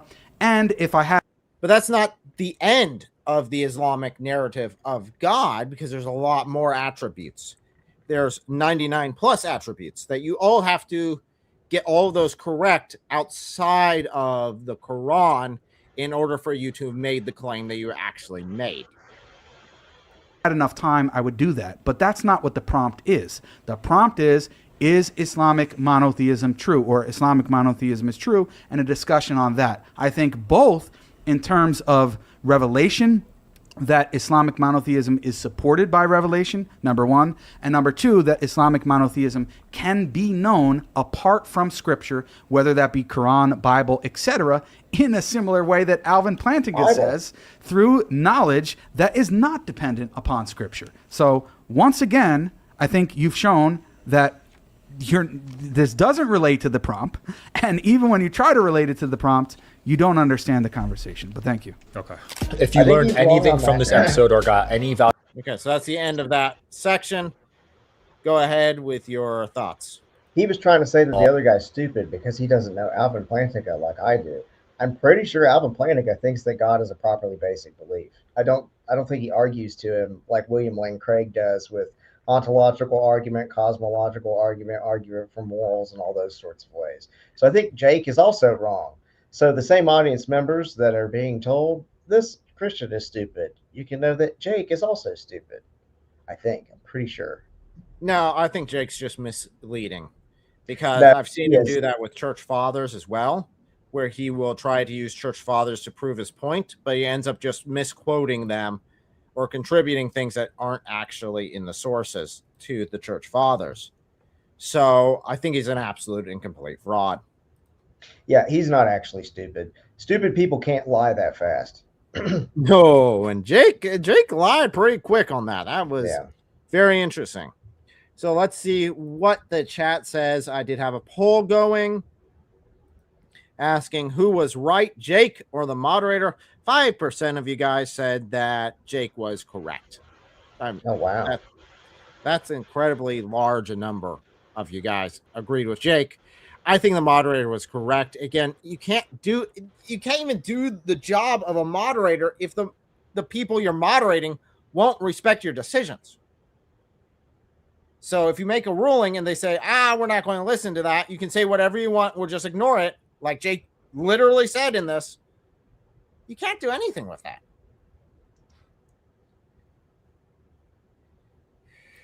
So quick couple of super chats here from Isa. Says we should totally stream together like a review. I'd be up to get your input on a review sometimes. It would be interesting, your perspective. Definitely on some Christian Islamic debates. Again, I don't agree with you theologically, but I think there's a value in just having us both up here giving the different views. And I really like you, so there's that. He's pretty likable. Yeah, he is. So we'll definitely need to do that sometime. We have a super chat here. Says no one can hold a position like Dan Hikikachu. So Daniel Hikikachu. Child marriage, low IQ is amazing. Slavery is better than a 9-to-5 job. I didn't hear about the 9-to-5 job one, but yeah. He was giving us all cherries last year. Daniel was. So we have another one here. Says, sup, Eric and Christian. Just came from the AW versus CO debate. What's that one? I actually don't know which that one is. The Andrew Wilson versus... I don't know who CO is. I'm assuming that's Andrew Wilson, which, as you guys know, I'm not a big fan. And I don't know who CO is. Yeah, don't know. Debate. Her gaslighting gave Allah and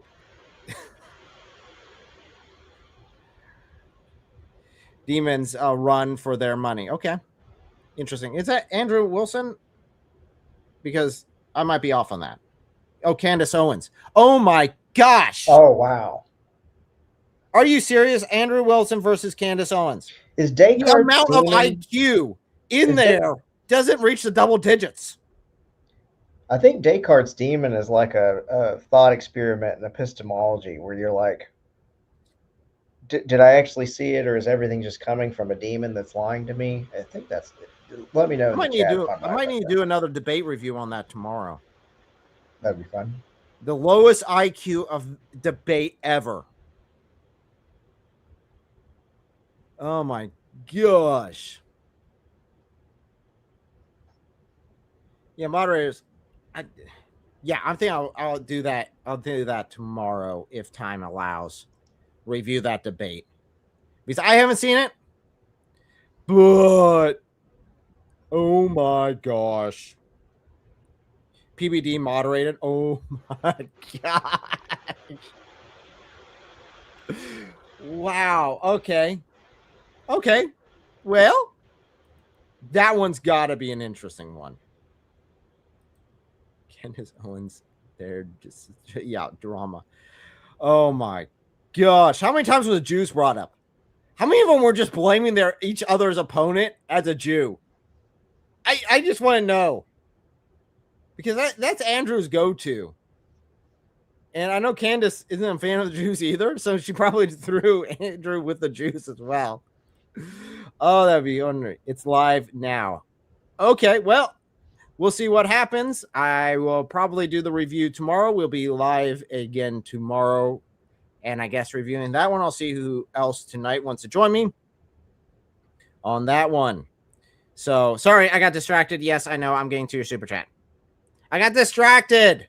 Someone said low IQ people were debating in a hilarious combination. Okay, I had to pay attention. I got distracted. Okay. See, in order to get Jake distracted, you just need to put him on the defense. To get me distracted, you just need to make me laugh at something. So here you go. Brother, do you think that John 1 John 5:7 is a bad verse to use to prove the Trinity? Because it holds Trinity, because I hold to this verse. Even though I know it's not in most versions, you can. I don't know how much it is. There are definitely a lot of other verses that are really good as well. I think in combination, it does really well. So you have that verse, you go to the Great Commission, you go to a couple others, and you can use that in line with others. So I wouldn't just hold to it as this is the only proof, because that could be then refuted. It is this and these others all aligned together. What are your thoughts? Because it's like, isn't it like the spirit, the water, and the blood, or something like it's? So it's not like, if I'm going to argue for the Trinity, I like to do like Justin Martyr did and do a bunch of the theophanies from the Old Testament, and then show how that language is applied to Jesus. If you want just one verse, one quick one, I would look at I think it's Matthew 28. Go and be baptized in the name singular, nomos in Greek, of the Father, Son, and Holy Spirit. So in all three. And why would you be baptized in their name unless they're somehow God?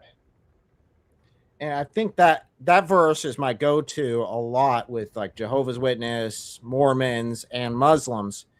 I also go back to Genesis, where Yahweh is calling down fire from Yahweh in heaven as well. So it counts on situation. I'll use a lot of different verses depending on what the situation is, but I wouldn't hold extremely hard to one specific verse. I would use multiple in order to get the point across, because it's like, okay, it's everywhere. It's like all throughout the Bible. So you have no choice but to accept it. And the most important ones are to find like the verses proving high Christology. So like in Mark 6, where Jesus walks on water and it says he's about to pass them by, and then they're scared. They don't ask a question, but he just says ego eimi in Greek. All of that's super high Christology. So that's the most controversial one because he's the one that has the hypostatic union where he comes as a man. So he has a man God. The Spirit of God, I mean, that's in the Quran, you know. The only difference is we believe it's a separate person but the same being as, you know, the Father and the Son. Yep.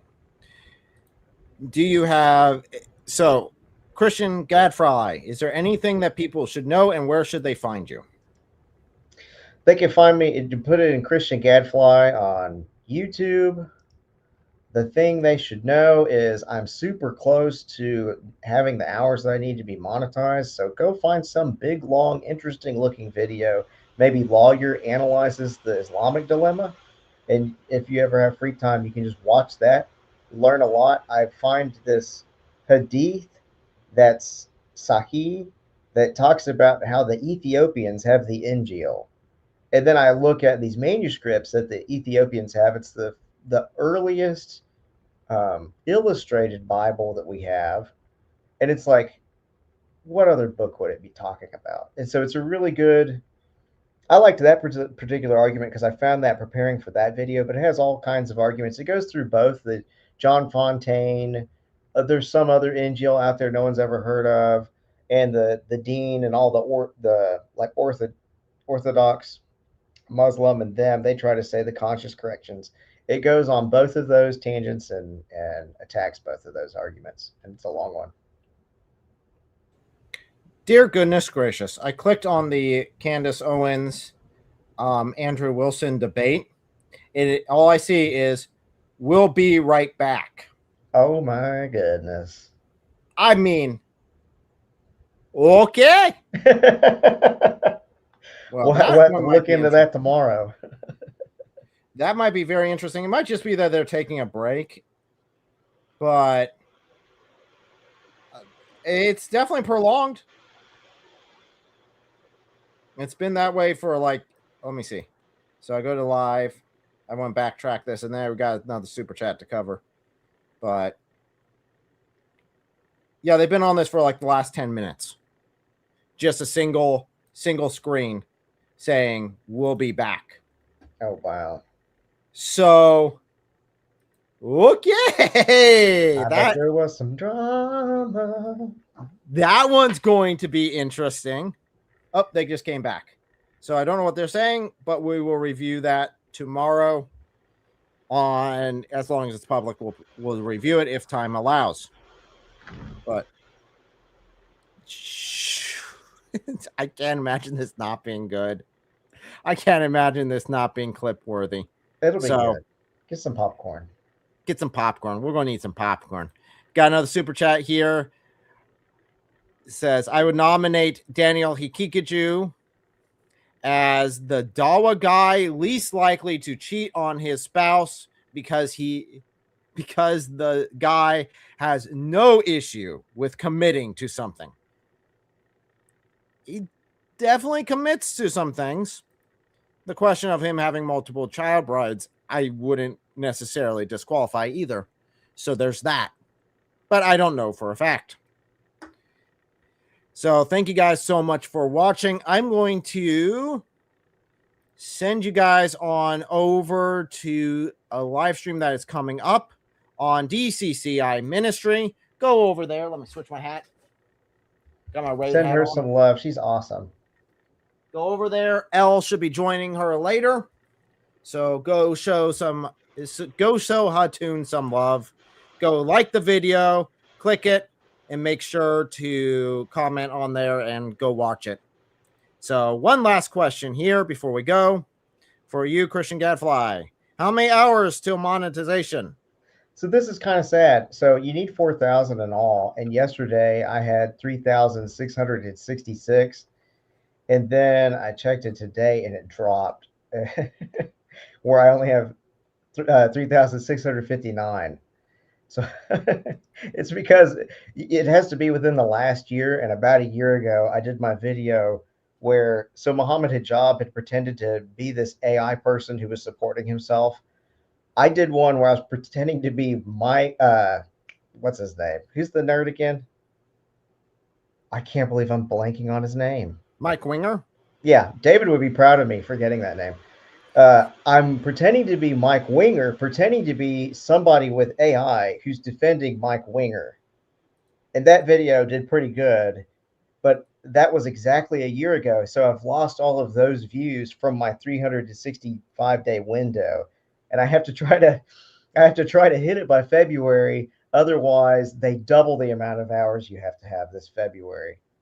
So kind of a nail biter. Yeah, well, freaking YouTube's not getting its act together. Yeah. Should go back to where everyone can monetize. Would make life easier and make YouTube more fun. Yeah. But that was back then. But make sure to go over, send my regards to Hatun and to my wife, Elle, who will be over there streaming in a couple of hours. So thank you guys so much. And as always, Deus Vult.